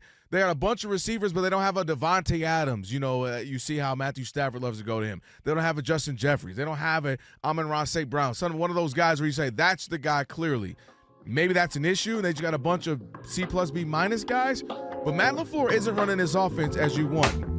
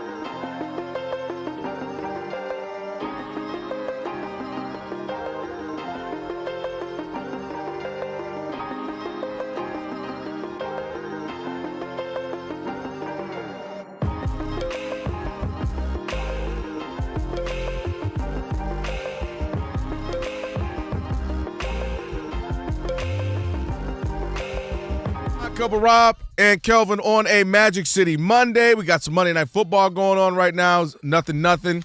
Early in the first. Keep you updated on that. You got the Tom Brady's hair looks tall. It was up there. No? He's He got on a Raiders jacket. He's yucking it up with Jim Gray. Do he know he ain't playing? I don't know. They could use him right about now. We got TJ Husmanjada coming up here in a few minutes. Don't forget to check out the YouTube. We are live simulcasting on it right now. Shout out to Odd Mob YouTubians. We'll have Rob G read a few comments a little bit later on. Odd Couple FSR. It's all you got to do. Go subscribe, like, share, comment, the whole nine. We appreciate it as always. 877-99 on Fox. Just taking a few calls. Do you believe that Kansas City is still playoff bound after that loss? Do you out on them? Where are you at? 877-99 on Fox. What we got? Ask me if the Chiefs are making the playoffs. Chiefs making the playoffs? Not this year. Thomas. AFC Championship. Wowsy, woo. It's going to be the Patriots and the Chiefs. Thomas in Memphis. You're on the Odd Couple Fox Sports Radio. What's up, Thomas? Hey, what's happening, brothers? How y'all doing? We're doing all right, man. There he is. What's up, my man? Hey, right here, brother, right here. Hey, listen, I don't think they're going to make it this year. They don't carry the same, they don't incite the same fear that they used to, man. It's just not the same team. Patrick is not he's aggressive, but he's not as precise as he used to be. They don't have a run game, and the defense is just not, they're not consistent enough. They don't get enough penetration. I just don't see it, man. I don't see it. Listen, they're 5-5. They haven't beaten good teams, so you're not crazy. You're not wrong at all. Hey, Thomas, can you do us a favor real quick? Yes, sir. All right, Alex, are you ready? Are you recording? So what we Let's should do it. So we want your voice, man. We want you to say, you're a mean one, Mr. Grinch. That's it. Just give us your best because we're going to use that during the holiday season. You ready? Here we go. Yeah, I'll take a stab at it. You're a mean one, Mr. Grinch. Are you kidding? A stab? Man, you about to get hired. That's right. Very nice, Jim Thomas. Carrey might make another Grinch movie. They might need you. You'll be hearing that all holiday season. Thank you, my man. Appreciate the support. How about Orlando and El Paso? You're on the Odd Couple Fox Sports Radio. What's up, Orlando? Hey, guys. It galls me to say, but I agree with Rob. I don't think they're going to make the playoffs, the Chiefs. And I'm also going to go, I'm going to break it down for you. Listen. Wait a minute. Wait a minute. We could get Marcellus Wiley. Yeah, let's see if we can get Marcellus. Can he jump in?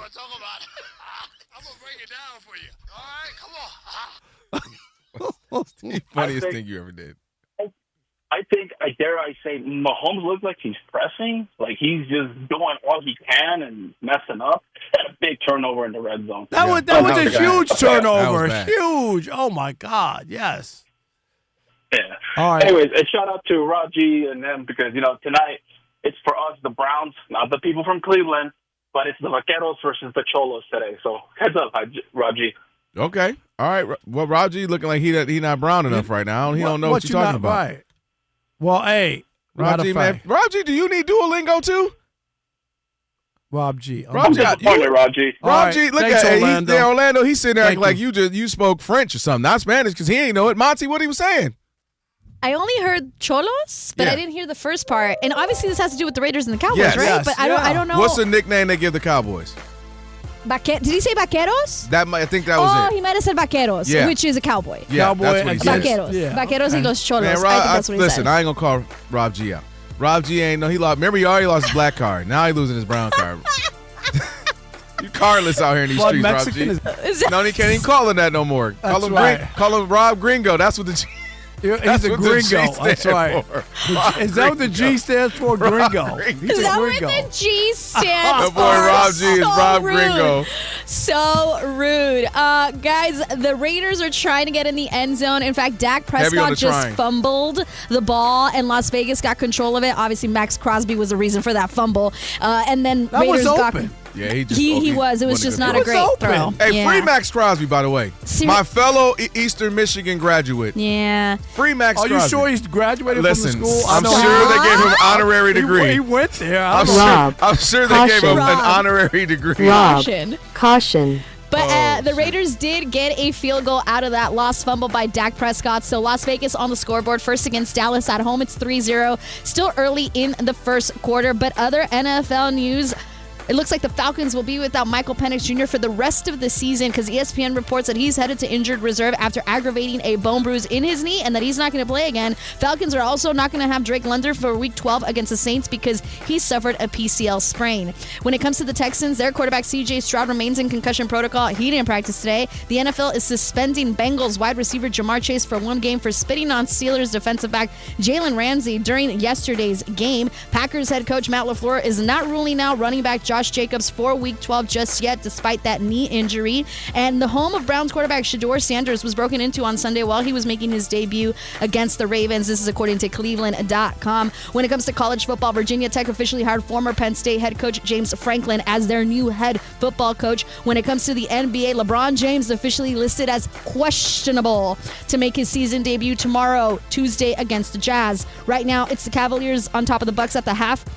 59-57. Donovan Mitchell, 25 points. The Pistons are leading the Pacers at the half, 62-46. Still early in the third quarter where the Clippers are topping the 76ers, 63-53. James Harden, 18 points. He's also reached 28,000 career points. Out of all the people that I may owe an apology to, James Harden is one of them in my life. The Knicks are leading the Heat, 44-42 late in the second quarter. Mavs right now losing to the Timberwolves, 24-19 late in the first as well. And just in the NHL, the Sabres are over the Oilers right now, 3-1 late in the second period. Panthers have a 5-3 lead over the Canucks late in the second period, and the Capitals are leading the Kings 2-1. Just say Wolves one more time for me. Wolves. Okay, thank you. Did she do I it how you don't, I don't hear it. I don't hear it. But Timberwolves. everybody says it, though, yes, right? absolutely. Yeah, the way I she don't hear says it. Timberwolves. Timberwolves. Oh, I finally heard it.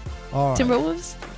It's all right. I can't stand you, Alex. Well, I'm gonna start getting my own. One day he ain't gonna know for like a month. I'm gonna have my own little system where I can catch stuff. Oh gosh, you're You'll TV report- people. You don't do your own They stuff. will create an HR department just for you. They're like, we need to create You're another one. TV people. TV They don't do people, their own stuff. they don't even know who they're working with, the names of people. Kelvin, what's the last They're time you made a TV meal? star. I'm here with Richard Parker. Okay.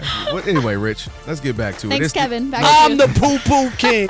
It's the odd couple, Richard and Kelvin, on a Magic City Monday. And on the way, we got some conversations about that incident that happened in South Carolina. We got to talk about that. We'll do that in a moment. But right now, TJ Houshmandzadeh. I can say Houshmandzadeh, but I can't say Bolaños. TJ, what up, bro? What's happening? What's up, fellas? Hey, good, man. Hey, we got to get a couple of things. Definitely, we want to chop it up with you. We were just talking about the Chiefs.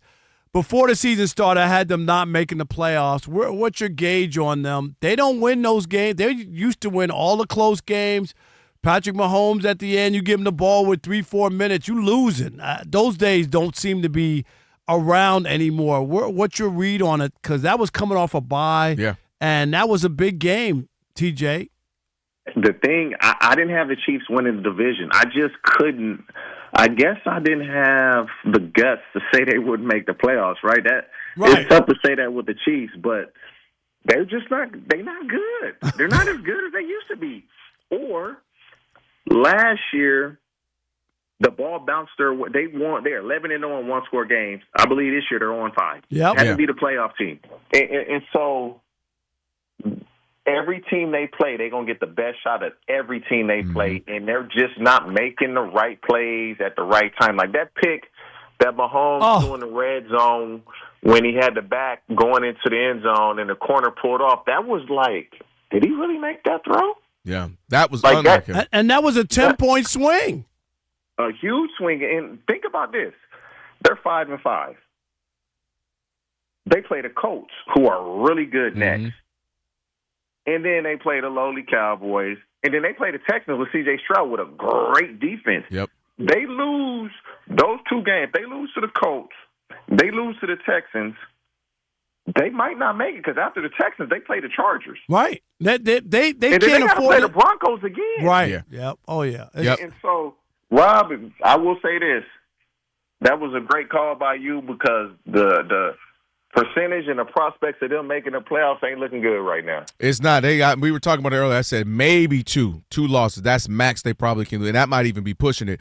TJ, I want to go to another game that happened last night, which was the Eagles beating the Lions.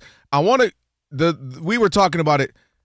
The Key to beating Jared Goff is out there. Beyond it's pressure. He can't scramble. He can't get out of it like all these other quarterbacks do. You get after him, he's rattled, and it's a whole different game plan. Was that just a great defense that they went against? Because the last 2 games they lost were against some of the best defenses in the league, in the Vikings and the Eagles. Is that sustainable for other teams to get at them like that, or is it just those were just 2 great teams? Oh, no, it's the great teams, because if it was that easy, everybody would pressure the Detroit Lions, and they would do absolutely nothing. You pressure them if you want to when they start throwing them slip screens to Jahmyr Gibbs, and you see how he was gashing the Eagles. Yep. The Eagles are just good enough to where as long as Jahmyr Gibbs don't score, they can still stop you. The Eagles are so good because the Eagles didn't play well offensively. Right. Their defense is just so damn good, and it's like, Dan Campbell, your defense was very good. Yep. Kick the Thank field you. goal, buddy. Thank you. Come on, TJ. You don't have to be a football coach for that. You know you're in a tight game. Right. They went 0 for 5, I believe, on 4th. It was over 5. What do you ask him? Let me ask you this. You're on the team. You're a receiver. You're a Pro Bowler. You're doing your thing. Do you say anything? Do you do you love that he trusts you? Which one is it? Man, listen, all this love, I trust my teammates or my offensive scorer. Listen, man, I'm trying to win the game. Right. If I feel like I can't say nothing to the head coach, which on the majority of all my teams, I could have said something to him, I probably would have knowing TJ.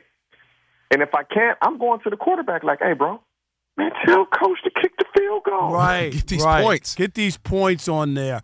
Let's go here. And, I'm tired of hearing, like, the Browns want to win. They got a coach and a GM. Come on they set up Shedeur to fail. They don't want him to play, or they don't want him to succeed, or whatever. How come he just can't? Shedeur had a bad game. He completed his first 2, and then was 2 for 14. Had a pick, hold on to the ball too long. I mean, what you watched? I'm not saying that one game makes you or breaks you, but he didn't look good in that game. Why can't it just be he didn't play well in his first game in the NFL, rather than he don't get no snaps and they didn't know his cadence, and they didn't every excuse other than he didn't play well? Is it okay to say he didn't play well? I believe anybody that watched that game and they're honest will say he did not play well. That's it. No, he didn't play well. But there's always a but to this. Rob, you know how hard it is to go in the game when you've never really thrown to any of these guys and be effective, let alone you're a rookie. And this is the first time you've ever played in the National Football League in a regular season game. That's hard. Look at Kirk Cousins. He's a veteran. He got into the game. They had the lead. What'd he do? And so it's not easy whether you're a vet or a rookie. But when you're a rookie, and you have yet to play in the National Football League in a regular season game, and you get thrust into that position against a team that's fighting for their life. There was his moment, though. The moment was there to win that game at the end. I'm just saying it was. You're a rookie. You're a rookie. And I'm going to tell you this. People act like that cadence don't matter. Man, you got some quarterbacks. So a cadence is color, number, set her. So green 80. Set up, that's 1. Green 80.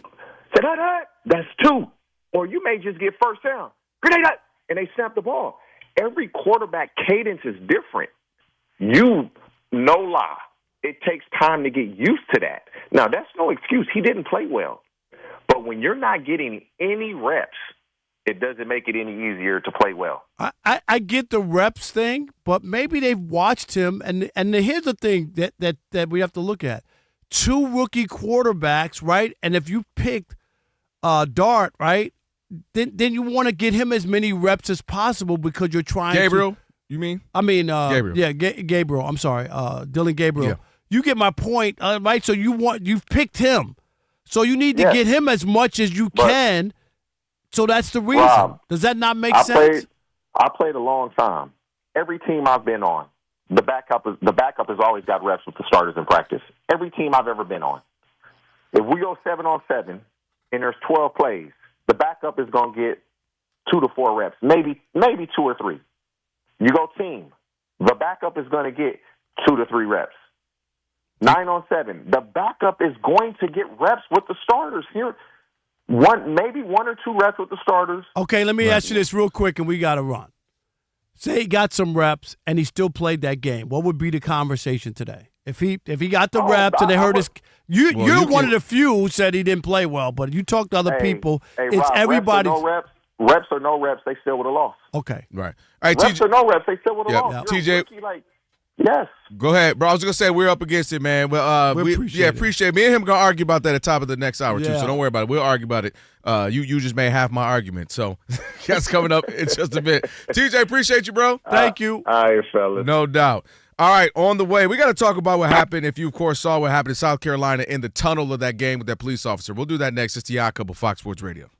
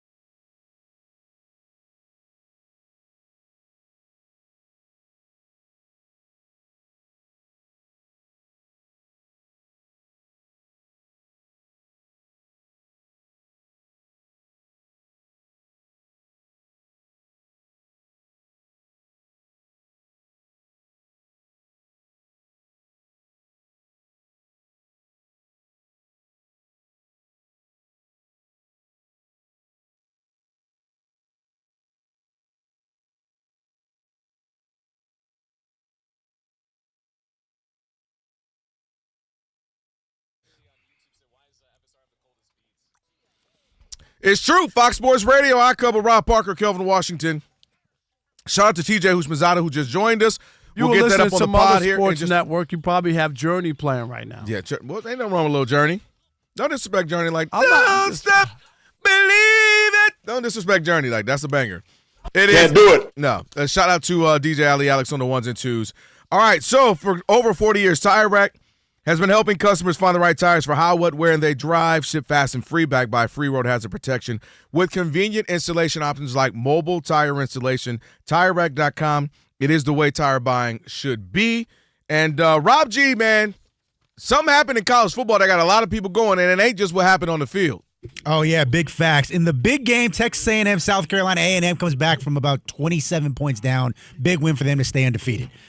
The bigger story, though, to come out of that game, South Carolina receiver Nick Harbor catches an 80-yard touchdown. As he's running down the field, looks like he might have pulled a hammy. We don't know for sure.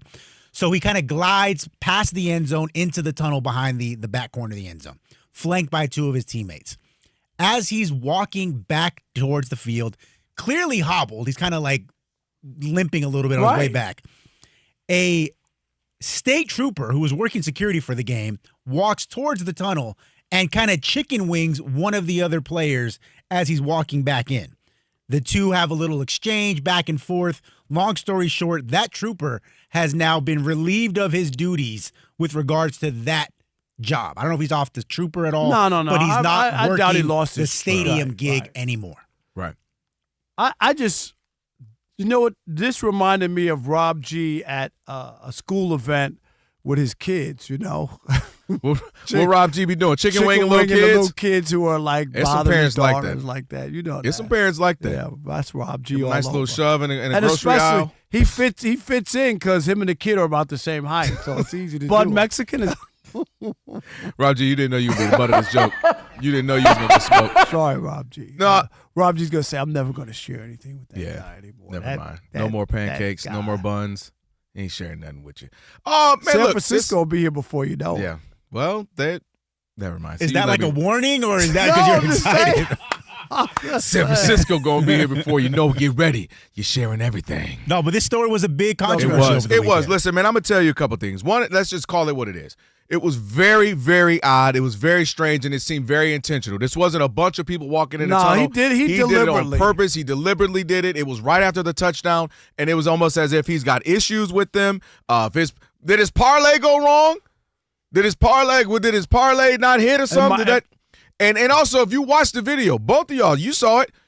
He went out of it. He's talking to another officer. So it wasn't like we all go when something happens. But the we all way go, he turned around and looked back like, because he hey, did it on me? purpose. He provoked them. And let's just call it what it was. I've heard other people playing around with that. He provoked them. They're not even thinking about him. He's holding his hamstring, the one who caught the touchdown. His other team, hey, you all right, bro? Yeah, good touchdown, baby. Walk. They're not thinking about anybody. He comes unsolicited. If 9 players are coming towards you, you usually would get out the way. Oh, yeah, go through, fellas. No, he wants to, bust through them. That's the player's tunnel. That's how the they player's tunnel. right. During a game. That's the player's tunnel. So you should be to the side anyway. And where you were, right? What made you need to all of a sudden blow through it right Why then would and you there? go through the center of the players? That's just not where you. It's At the like time of the play, Rob. We've been there, like writers or whatever. You know to part. We Everybody all knows know that. right? Security, everybody. You part to the side. Let the players walk through. It happens every single game. You name the sport. I don't care if it's high school basketball. And all of a sudden, for him to blow through, push them, and you know you're wrong when you immediately turn. Like he immediately like, huh? What? You know, he turned because he was waiting on something. And what I didn't like about to that swing on him, or he thought he was going to be like a brawl. And what I didn't like about this, Rob, was this was in a place with 80,000 cameras. You know, big types of big NFL, college football game. What if they were in their South Carolina sweats hanging out at Chipotle and he was upset about something and did that? Now, what if their initial reaction isn't like, whoa, what if it's pushback? Hey, man, what you just hit us for? Now they can get in trouble, get hemmed up, get beat. You never know what happens. Well, there wouldn't be cameras, though. There's cameras everywhere, thank God, now. Yeah, well, not like at an 8,000, people in the stadium. And it's a game. We're watching it. But I will give them credit. For media leaving him? Yeah. That was a very, I was very impressed by that. It was no, like, we need to investigate, see what happened. We got the video.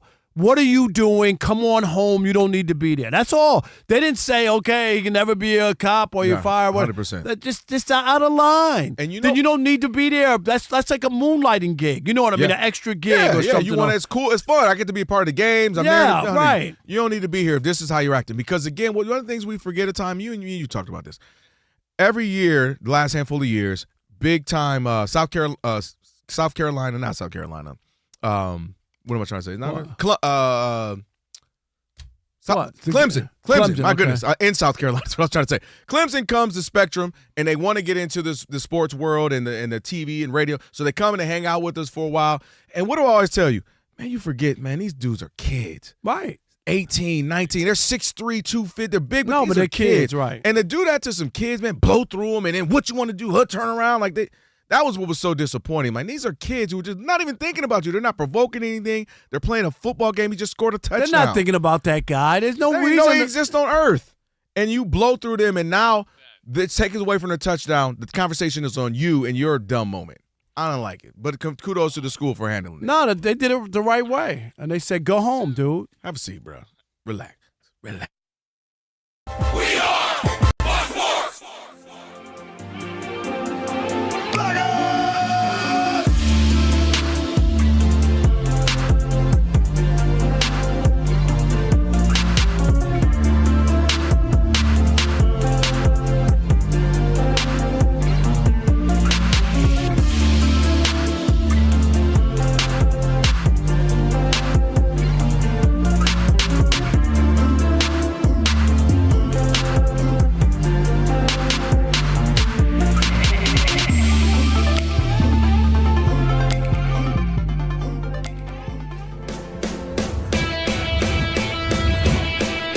Wake up, it's two pros and a cup of Joe, Fox Sports Radio. You ready? Yes. I'm Colin Cowherd. This is The Herd. You are listening to The Dan Patrick Show. It's the odd couple. You know what time it is. Let's get it. Fox Sports Radio. Bigger, bolder, and better than anyone in the game.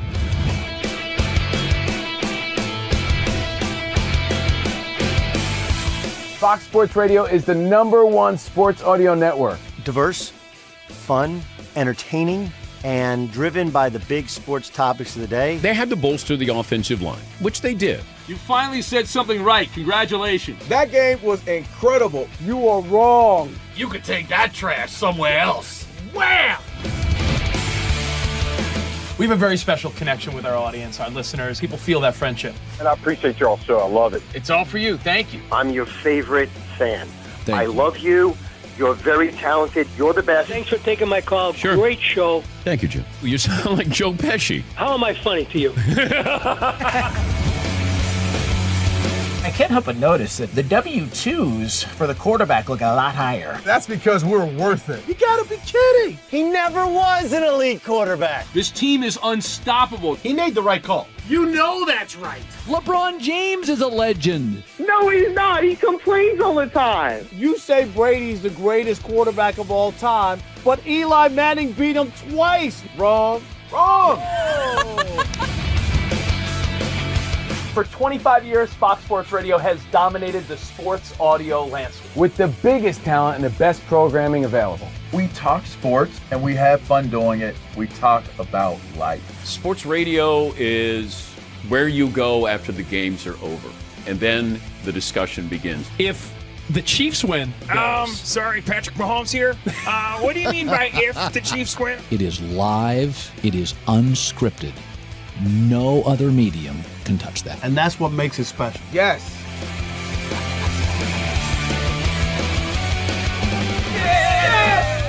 Who wants some? Bigger, bolder, better. We are Fox Sports Radio. Yeah.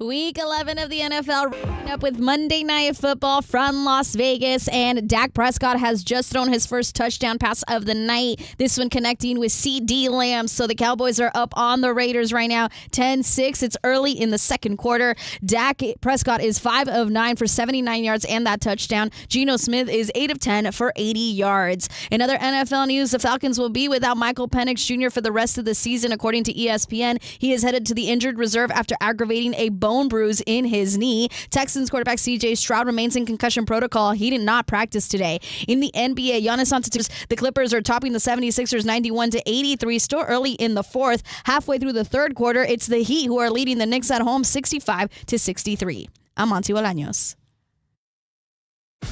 I've been covering this league since 1987.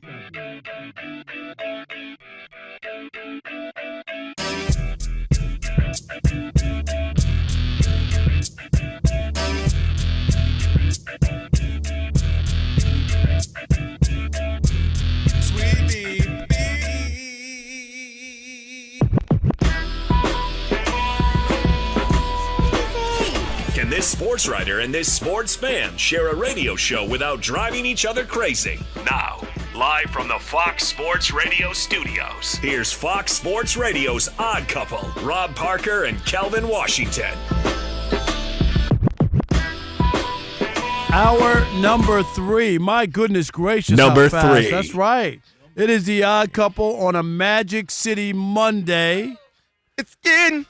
Rob Parker, Kelvin Washington here on Fox Sports Radio. And with Kelvin. the iHeartRadio app, you can stream us wherever you happen to be. That's right. Catch us and all the fine Fox Sports Radio shows live 24/7 in the new and improved iHeartRadio app. Just search Fox Sports Radio in the app and stream us live all day, every day. And be sure to select Fox Sports Radio as one of your presets in the iHeartRadio app so that it'll always pop up at the top of the screen. Don't forget also, this hour, last call, in case you weren't able to get in earlier. You'll be able to get in at the end of the show, something that you missed through the first 2 hours. So before we get, and we're going to talk about real quick, Rob G. So it was your daughter's birthday. You guys had a big party. How'd that go?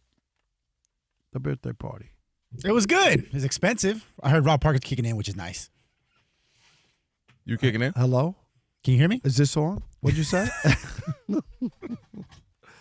Yeah, he kept. Yeah. You avoided the rain, right? Rob Parker said that he's saving a lot of money, downsizing from one apartment to the next. And he said the difference for this month is going right to that party. There you go. That big I was party. like, Rob, for you to do something like that at a time like this, it just speaks volumes. I'm going to say this to you, and I know you won't believe me. I'm dead serious. Let's see where this goes. No, seriously. Okay. If just say like I won a lottery or just like a lot of money came in at one time. Okay. A lot of money. Okay. I would pay off Rob G's house. Alex, I would give you the equivalent to whatever Rob G's house is for you. What'd I get?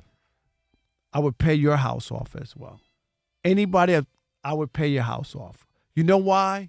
Because you don't give out money. You don't give money to people. That because they want to come back for more. They Can't do it. True. That is very true. So what you do is if you pay somebody's house off, now that money that you normally would pay your mortgage, that's your own money that you have. Do you see what I'm saying? I did 2 things for you. Oh, wow. He did 2 things. Okay.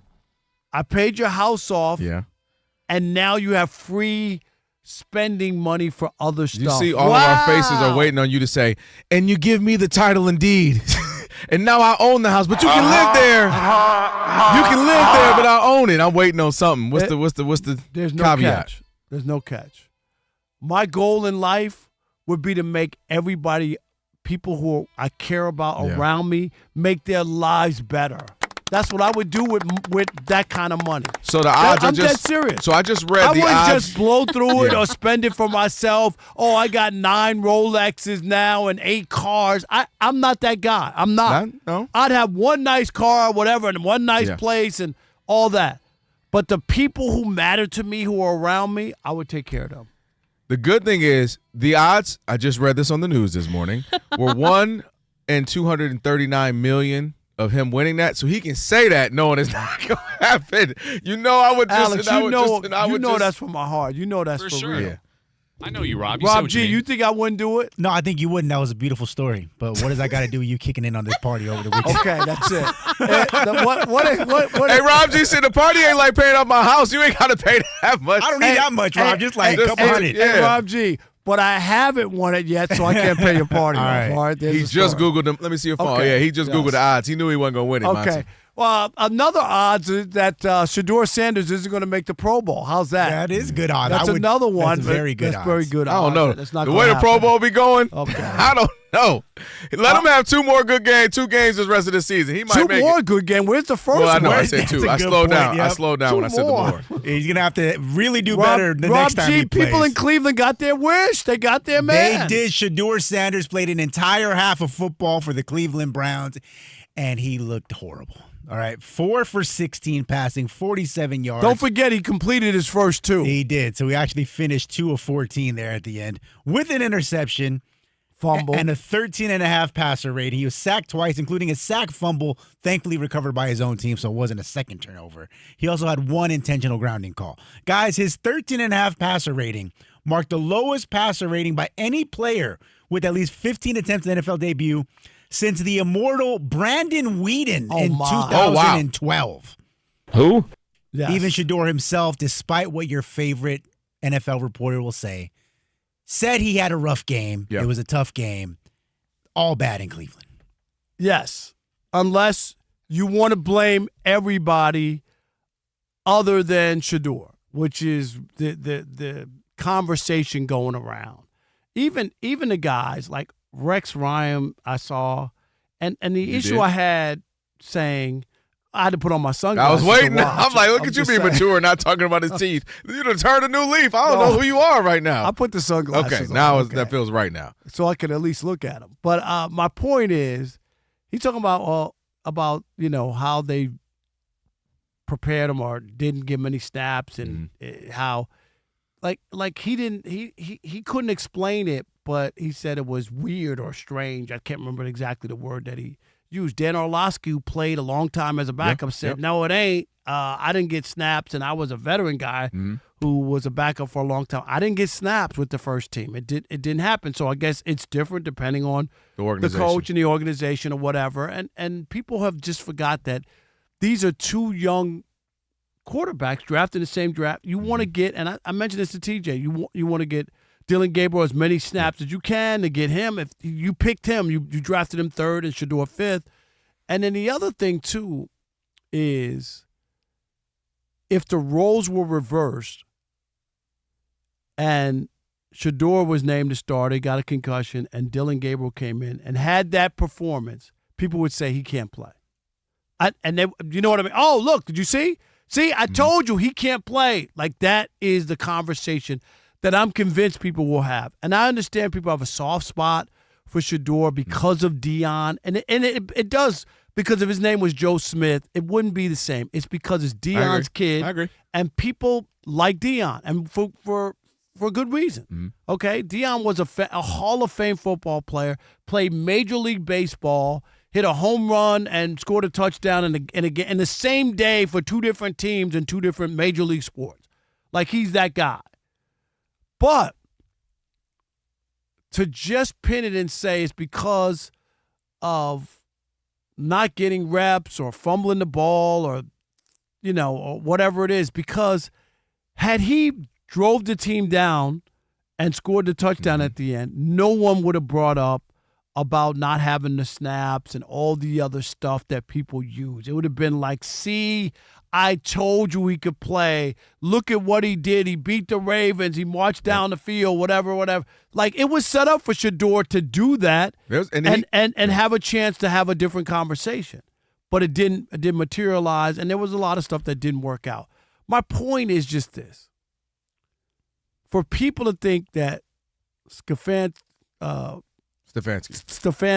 and the brain trust at the Browns have come up with a scheme so that Shedeur can't succeed, it is ludicrous to me. It's against everything that goes into sports where an organization hasn't been able to find a quarterback and develop one or whatever in a long time, and it just doesn't make any sense. If that kid really was the real deal, they would have put him in. And I can't, for the life of me, not think of Tom Brady and the Raiders.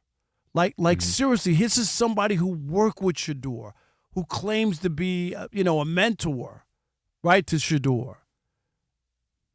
Geno, is that really okay?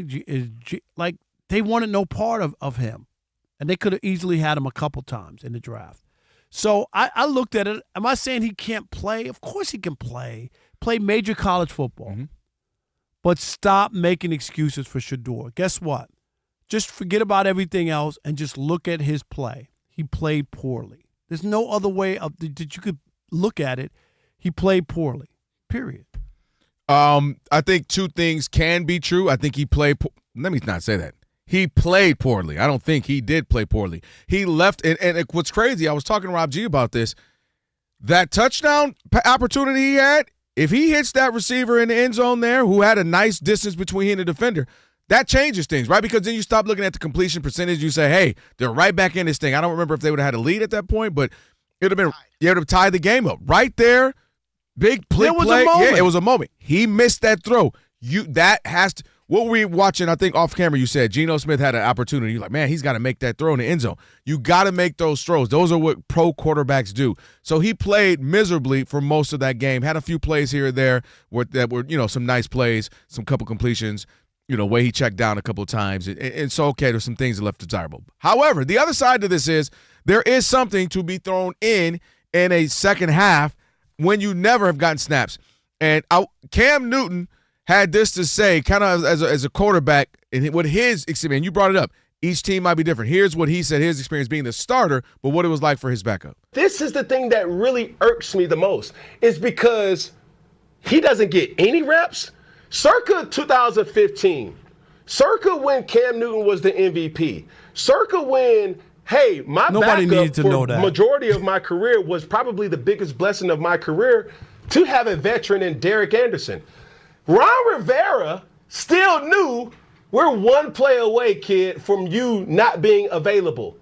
We would have anywhere from 6 to 12 reps in every single practice that allowed Derek to still have an ability to say, hey, if it goes, how it goes. Now, granted, some will say, well, Cam, you played the position any different. Well, what is that to say about Brock Purdy? Well, what is that to say about any other quarterback that's here? You plan for the what-ifs in this league. So you brought up a great point. I believe if we asked 32 teams, there will be some that will say, I never got snaps. Dan Orlovsky I sat completely up agree. there, and he played for the Lions for a long time as a backup. I He's strongly not believe. making that story up. Rob G, we're talking there with the old joke about what they Peyton Manning. They're basically saying his backup never gets any reps. They said, why? They said, because if 18 go out, we're screwed, essentially, to paraphrase that and keep my job. So I do think organizations are different. But what makes this one strange to me is Dylan Gabriel, you say needs all the snaps. I say hasn't wowed me to the point, if I'm them, saying where we should be giving both snaps to just a few. Just a few. Dylan Gabriel's our starter.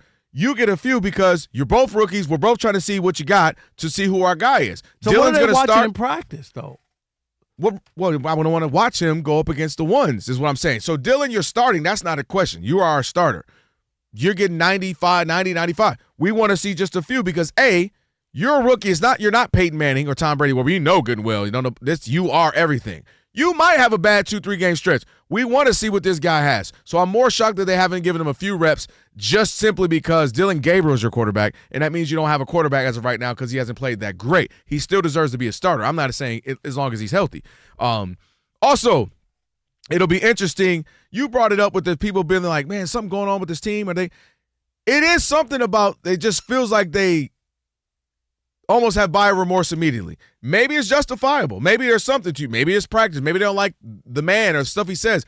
I don't know, but it does feel like they could cut him if they really like. What are they holding on for? Seriously. Well, you need a quarterback. No. But I'm just they could cut him. Yeah, it ain't about selling no jerseys. You sold all the jerseys you want to. You're done with that. If it was about a PR, so he's not playing. We don't even talk about him up until this point because he wasn't playing. So you didn't get any extra juice. If you really don't want the guy in the building or don't want him, or you looked at him about it, and that's what it feels like. He's here, but we're not gung-ho about it. That's what it feels like. Yeah, but I'm just saying the idea that you would have a talent in your building and ignore him because there's some bigger power or some bigger because for all the people, and you were one of them. Mm-hmm.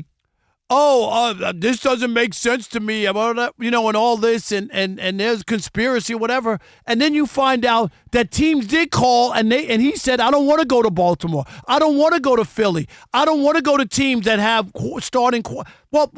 That's why he kept dropping. But that actually makes sense, though. But people were saying it was because they were trying to make a point, or the league was trying to say, you know what I mean, like put him in his place. I still believe that plays a role in in this. How if the Ravens call for him? I'm just saying. Well, because the Ravens actually, you're going to sit behind Lamar Jackson, which is the irony is that he would have started because Lamar missed a handful of games. But the Ravens are an organization that have done things differently. Look, they took Lamar and didn't say, Philly we got to inquired figure this as well. out. Right. And those are both teams that have a quarterback, they took in Mike Vick some years ago. They don't mind maybe some of the what comes with that. So that might have been his own, doing to not want to go and back up those guys because they look like they're projected starters for years to come. But people made it that the NFL sent out the word not to draft them. That doesn't make sense to me. Actually, but we get that explanation later. At least makes sense because there had to be some explanation why a guy that for a long time was talked as a first rounder. Okay, maybe a second rounder, third, dropped down to fourth to fifth. So at least that, even if that's what happened, that makes sense. There's some type of explanation as to how we got here. But then if the NFL wanted to put the kibosh, he wouldn't have been drafted at all. I don't understand. Why would he be drafted at all if they wanted to put him in his place? I still believe that there are people who didn't like his disposition. Not that they're saying he didn't need to be drafted, but there's something about him I don't like, or I don't like his disposition, his attitude. He's still an NFL quarterback, and he's in a game. I just don't buy it. So I want to see if he gets his first starter position where he gets the one snaps. And I want to see what that looks like. All right, 877-99 on Fox, 877-996-6369. Is Shedeur Sanders getting a raw deal in Cleveland? Did he deserve to get at least first-team reps before Sunday, or did he just stink on Sunday? How about that? We'll continue that conversation next with you. It is The Odd Couple, Rob Parker, Kelvin Washington, on this Magic City Monday right here on Fox Sports Radio. Stick and stay. Unless it's just a little too stinky for you in the US of A.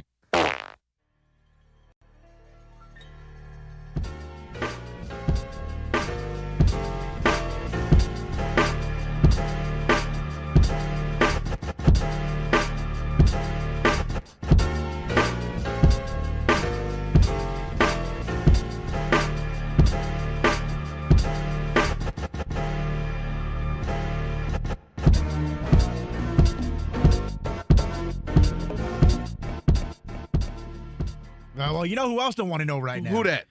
Green Bay Packers fans, because you guys mentioned a horrible performance last night. They lose the game 10-7. I thought Aaron Rodgers was playing for them. It was the Packers' third loss this season in which they've given up 16 or fewer points. Just to put that in context, the Jets are the only other team multiple losses this season giving up 16 or fewer points. The New York Metropolitans. In their 3 losses, the Packers have allowed just 39 total points and 780 total yards. That would make them the first team in NFL to have that happen to them since 1940. Okay, Rob Parker was 21 at that time. Oh my! That's how long ago it's been. Wow. He had just got able to drink, and everybody's piling on the quarterback, Jordan Love. Now he's Jordan-like. Jordan, I don't know how I feel about it. And Rob, you think there's someone else to blame? I do, and I think Matt LaFleur gets a pass for whatever reason. This team despite, look at all the wins he's had during the regular season, right? He's had a ton. What did he win? 13 3 times with Aaron Rodgers, right? Couldn't win a playoff game. The issues, they move on. They got Jordan Love now. They give him the big money, and these things keep happening. I just think that there's something there. That's why I'm down on the whole Sean McVay tree, because Shanahan, like all these guys, right? They don't win. Sean, he won his one championship, all right, but all the other guys that you have there, and I think Matt LaFleur, I know people were kind of talking about, is Jordan Love going to get him fired or whatever? I don't know if it's Jordan Love, but I think at some point, right, you got to win. That's all I'm saying. At some point, get there. And I don't think that when you look at like the ups and downs of this team, he's supposed to be what? An offensive genius. Yeah. Why are they going through this? Why are they losing games? They lost to – you remember the offensive output against Carolina? You remember how bad? Yeah. Like, that was awful. And then here you are at home, and you just need 2 touchdowns to beat the Eagles. Really? Yep. That's a game you want back. You want that. You don't want that game back? Right. Later on in the year when you have to decipher like where our record, where we are, do we have home field or not, and you'll go back and remember, oh my God, how did Philadelphia came to our crib and scored 10 points and walked away with a win. So I'm not giving Jordan Love a pass that he doesn't have to play better, but I've heard all the boy genius and offensive genius and all that, and where is it? Is Jordan Love in the best situation? Because we've seen the good Jordan Love as well. But it's very inconsistent right now. And this team, for all the people, if you remember, now I picked them before the trade, before the season started. But a lot of people, remember after the first couple of weeks? Oh, all in. Everybody was in on the Packers. I don't think people are feeling that way. No, and a part of it is Matt LaFleur. And I even have my notes that I was getting ready for the show. I put Matt LaFleur, offensive guru, and I put ... essentially saying, what's up with that, right? You got Jordan Love, who is more than capable. And again, he's not Aaron Rodgers. Aaron Rodgers is one of the greatest we've ever seen. He's not Brett Favre. I told you I think he could be a hybrid of the two, kind of taking some of the best of both and eliminating some of the things you didn't like about the other two. But the issue I have with Matt LaFleur is, where's the running game? Where's the creativity with this type of offense, right? You got Jordan Love. I would like to see Jordan Love utilized more in the RPOs, in the bootlegs, and get him use his athleticism. Not saying he has to be a runner, but use his athleticism. So, to me, Matt LaFleur having the weapons, you got a bunch of – now, maybe the issue is they don't have the guy because they got a bunch of guys on the outside. They got a bunch of receivers, but they don't have a Devontae Adams. You see how Matthew Stafford loves to go to him. They don't have a Justin Jeffries. They don't have a Amon-Ra St. Brown. One of those guys where you say, that's the guy clearly. Maybe that's an issue, and they just got a bunch of C+, B- guys. But Matt LaFleur isn't running his offense as you want.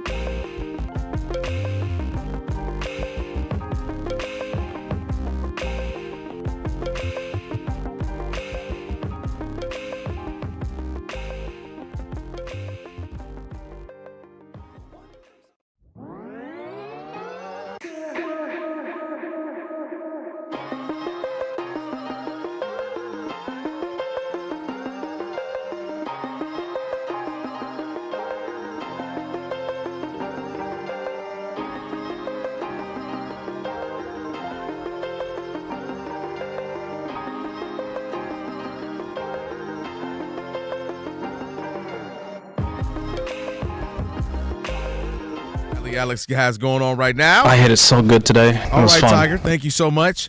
Be sure to check out a brand new YouTube channel. We are live on there, simulcasting right now. You see, I got a haircut, right? You got a haircut. You got a haircut just to sit in the house all weekend? Yep. I didn't do anything, but I had to get a haircut. I was looking crazy. Showing your furniture, your new face. That's it. You ain't get out there in the streets. I love my new place now. Oh, you do? My God. Yeah, I do. That's good. Oh, God. Rob G, why are you reacting to Raiders stuff as if it matters? Like he's reacting like the DB didn't make the interception. Oh, my God. It's 17-6, and Rob G's acting like he's brand new. It's the same thing like when you watch Aaron Judge strike out in the playoffs. Oh, here we go. Why you gotta go God. there? It got nothing to do with you. We are fans of who we can't help it, Rob. Can't wait. Oversized boxing glove charity match, you two. I fought at the Palace. I told you that. I had you a about boxing to fight match again at Crypto with the big gloves in front of 16,000 people. Rob, you can get on the Anthony Joshua, Jake Paul undercard. I'll do that.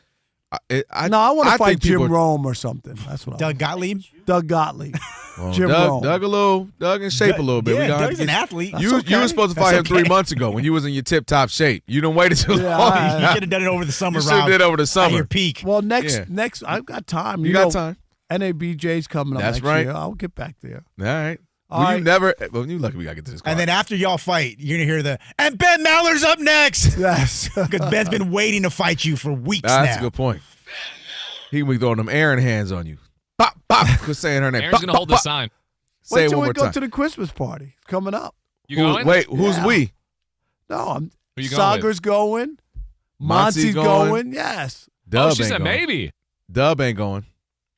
Rob G, Alex I ain't can't going. believe you don't go. It's far, man. Where's he living? I mean, I don't put his business out there, but Right, yeah. don't say From that. my house, it's like an hour. From your house, it's like an hour 40. Is I'm he- not gonna be there. Does he live in California? I know, right? All right, 877-99 99 on on Fox. So, we're talking about Shedeur. Play horribly. There's no way around that. But did they do him any justice, not give him any reps, or is just his fault? Anyway, 877-99 on Fox. Who we got? Hey, Chili Tim in Atlanta. You're on the Odd Couple, Fox Sports Radio. What's up, Chili? Yo, what up, Rob? What up, Kelvin? What up, Tim? Hey, Rob, Kelvin and all these people making more excuses for Shedeur than a brother going to jail, man. I mean, come I on. know. For real. The dude, Wow. It's okay, Mel Kiper, to say y'all were wrong. Yes. Wait, how come we Hyped wrong? him He ain't up, played and nothing you but a just half. missed it. Chili, he But only you played a missed it. half. Kelvin, you don't drop from a first-round draft pick to fifth if you that good. I just don't care. No, the league doesn't really come out against you like that. I mean, come on, man. He just wasn't as good as everybody hyped him up. There you go. Chili. Now There you go. saying this Chili, after a half. Chili, there you go. Chili, I want you to call There you back go. if he has a couple games in a row, because you calling after a half. Against he got the Raiders next week. Them numbers about to be nice. Hey, you know what? Pete Carroll's going to finally get a win. All right, Tim. Yeah, you better call back. Talking all that smack. He got a half. He's right.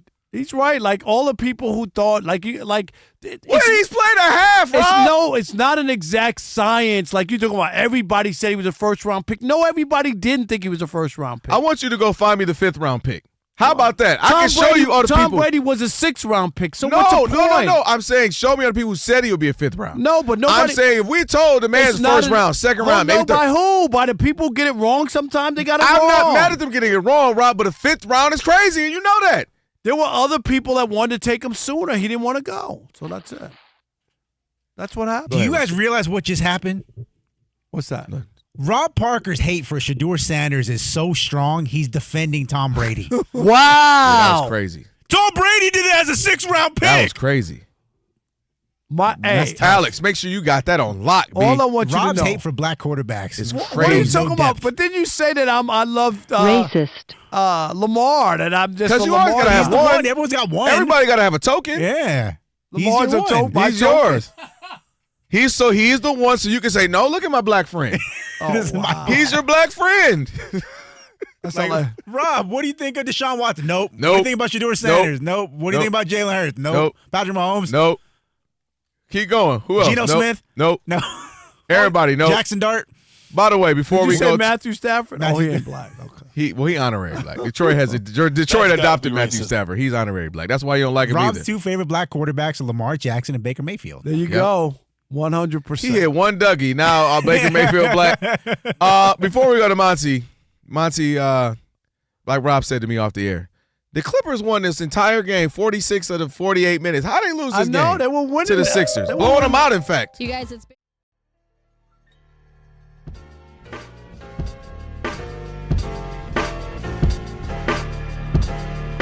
and James Harden and Norman Powell kept it afloat when Kawhi Leonard left. So right now, or when he was injured, because he always is, the Clippers defense is not there. The effort is not there. The rebounding is not there. And it's not enough to have James Harden do it all offensively. It's just not enough.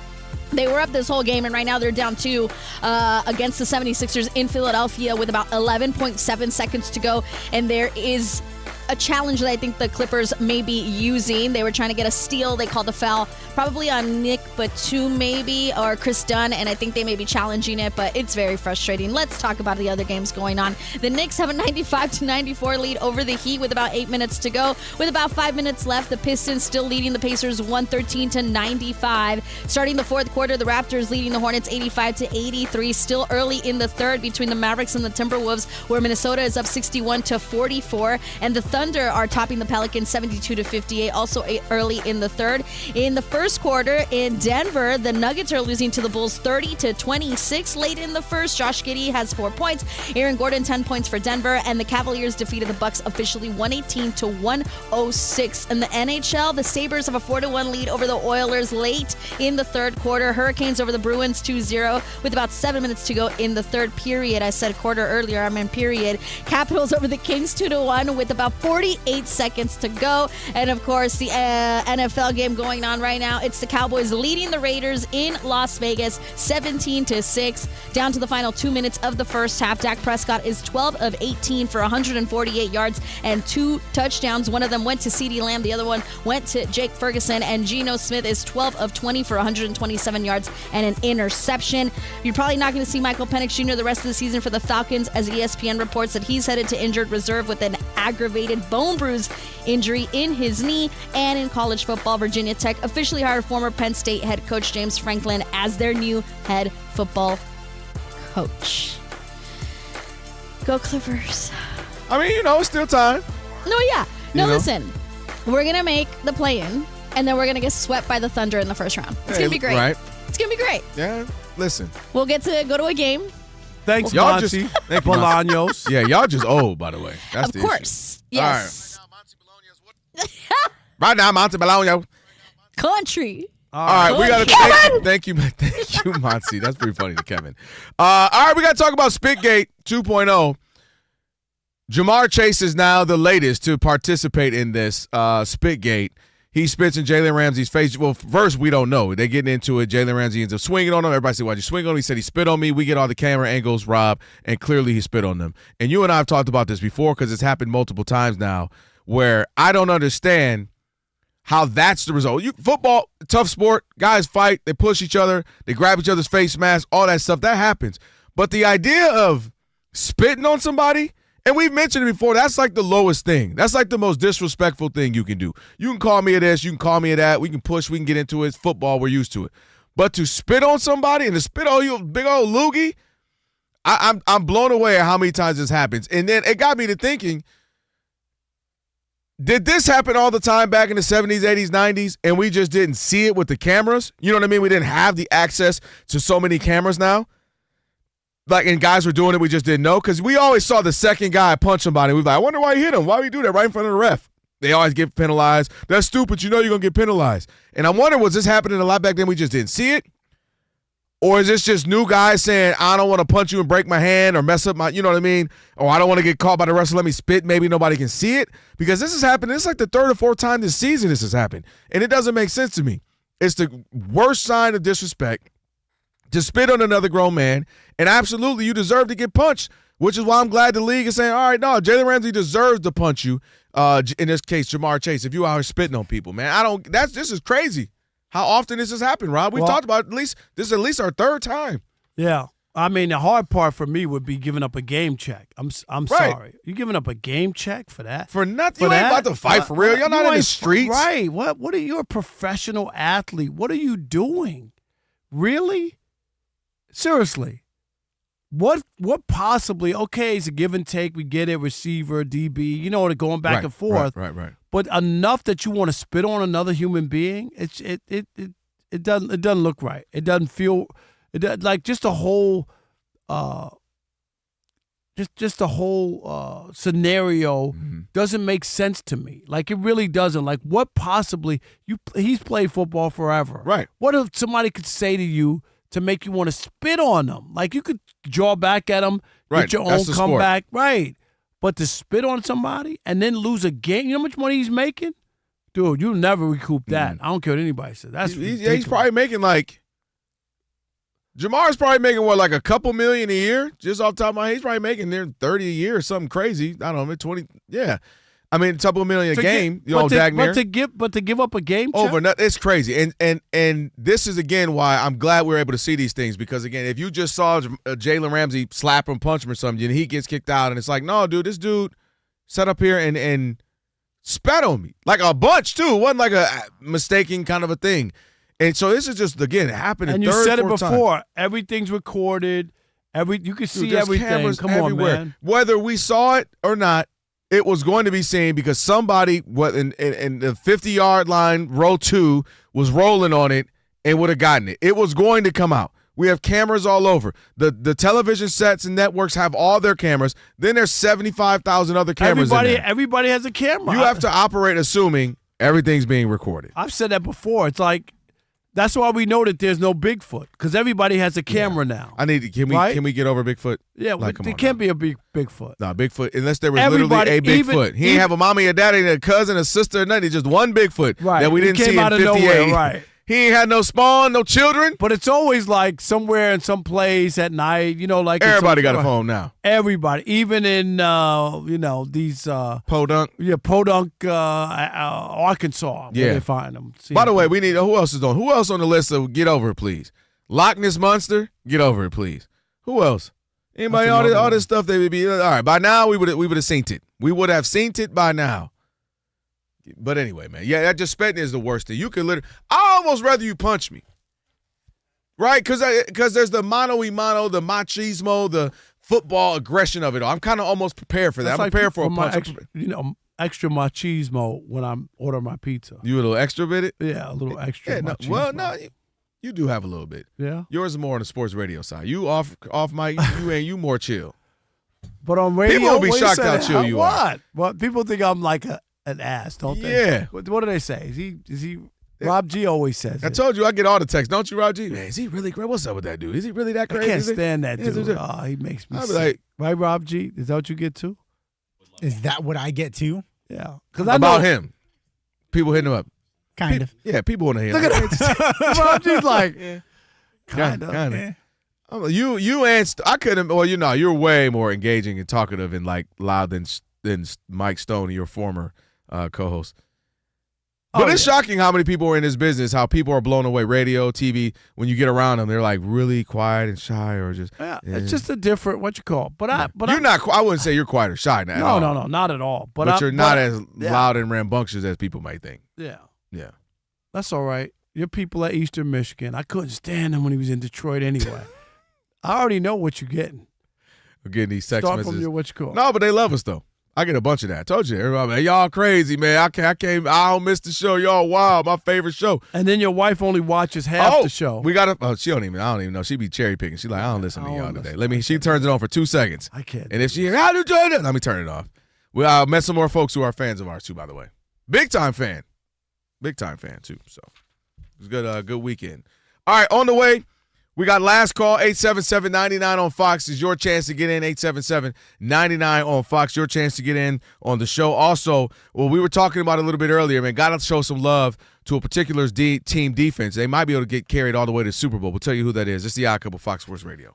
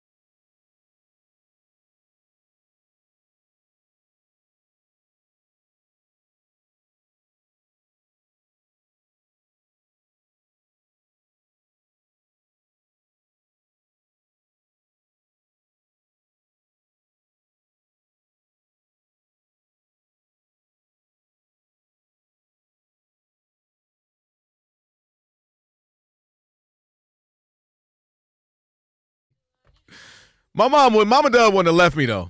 Multiple times, by the way. Left me Chicago, New York City. Where else she leaving? Paris or something? She stayed leaving, Kevin. Where's CPS? When you got money, that's all I'm going to say. It is Yaakov. Rob G, I'm listening to say this. Tight pants, tighter pants. That's what you got to say? The shorter shorts. You know San Francisco's coming up soon. Yes. That was pretty funny, by the way, because you just Oh, left God. it there, Rob G. What was he implying? No, what God. that You know would- what's coming up. Yeah, But what about it? We'll be able to hang out in San Francisco. That's all. I'm going to come on Sunday. I just want to hang y'all to San Francisco. Just me and you in San Francisco No, together. I didn't say that. All that. No. Okay, calm Rob G. down. Did I tell you about this really cool cafe that these ex-convicts work at? Okay. Yeah, well, that's where we're going to go eat. You already know that. The place, Delancey. Yes. That's all the restaurant. Yeah. Yeah. So there's some good eats in It's San really Fran. good, and it's San cheap, Fran. too. And then we can go to the wharf together if you want. Yeah, I whatever. want to see the Golden Gate Bridge. Yeah, that's a lot of. And then we get some pancakes and some warm buns. Yeah, he do like your warm buns. Okay. Yeah, you not ask for him. Hey, can you bring his buns to me? Did you not say that? No, I did not. What did you say? I said, Rob G, is that the bread? No, put it over here. That's all I said to the waiter. Yeah, put it over here. All right. I said bread, not buns, Alex. His Bread. buns haven't come His, yet. can you bring them right one here? over here? Okay. Rob G, is that Okay. a pancake? No. All It's I'm going to do ribs. is I'm going to just say this. After watching Geno Smith tonight, I'm going to rest my case on black quarterback. Wait a minute. Dak Prescott's a black quarterback. What about him? Hey, can you bring his buns to me? Oh, boy. Thank you. I'm glad you got that. Alex, come on, Alex. All right, here we go. Let's All do right, it. last call. It's last call time on The Odd Couple. If you had a take and couldn't get in all show, here's your chance. Your call's important to us. Call us at 877-99 on Fox. This is the last call.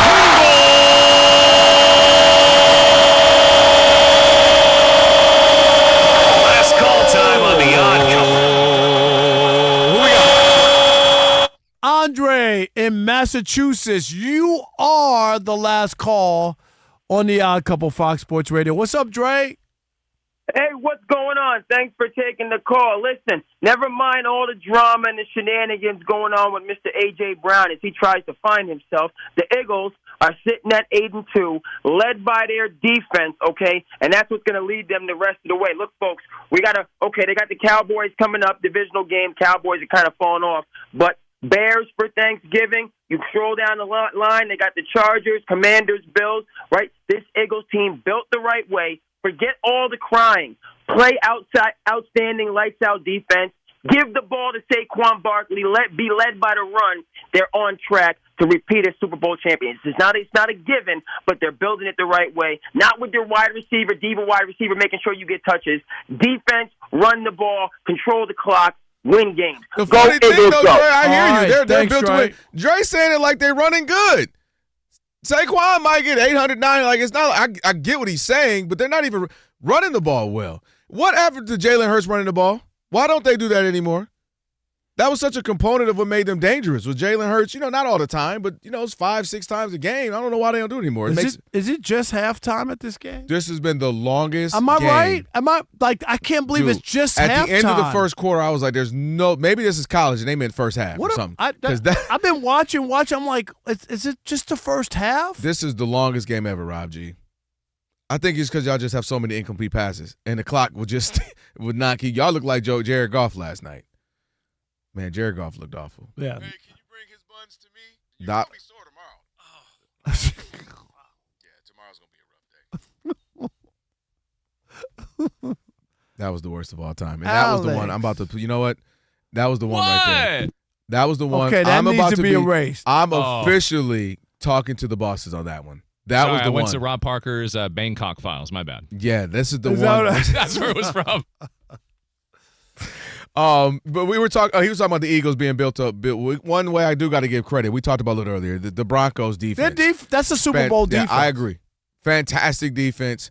They play hard. They play fast. They're young. They're athletic, and they're built. And we've seen in that same team. In fact, the Broncos we talked about with Peyton Manning. The first time he was good. The first year or two. Then the second he was just there. He was just just there so he man. wouldn't get fined. Right. Yep. I mean, he was about to break. His neck was broken. It was just all bad. But that defense. Scary, man. They get after it, lead the league in sacks, And they keep them in it, and it allows for Bo Nix to, if he makes a mistake, they can overcome it. He didn't make a mistake Sunday. No, right. But I mean, if he can't get it going for some, because they have weird lulls where they can't get it for him for 3 quarters. But if he can make a play or two, they can make a run or two, make a catch or two, they're right there and they get a chance to win the game because that defense is very, very impressive. So I got to give it to them. It's weird. Them, the Eagles, the Bears, actually don't feel the same way about the Patriots. They kind of. And maybe even the Colts. I know. I think people are like now scrutinizing the Patriots' schedule, and too easy. Yeah, saying Well, that was the old Patriots, right? The old Patriots, they had to beat nobody. That was. Well, that was always the thing. 8-0. We just beat our 6-0. I'm sorry. Right.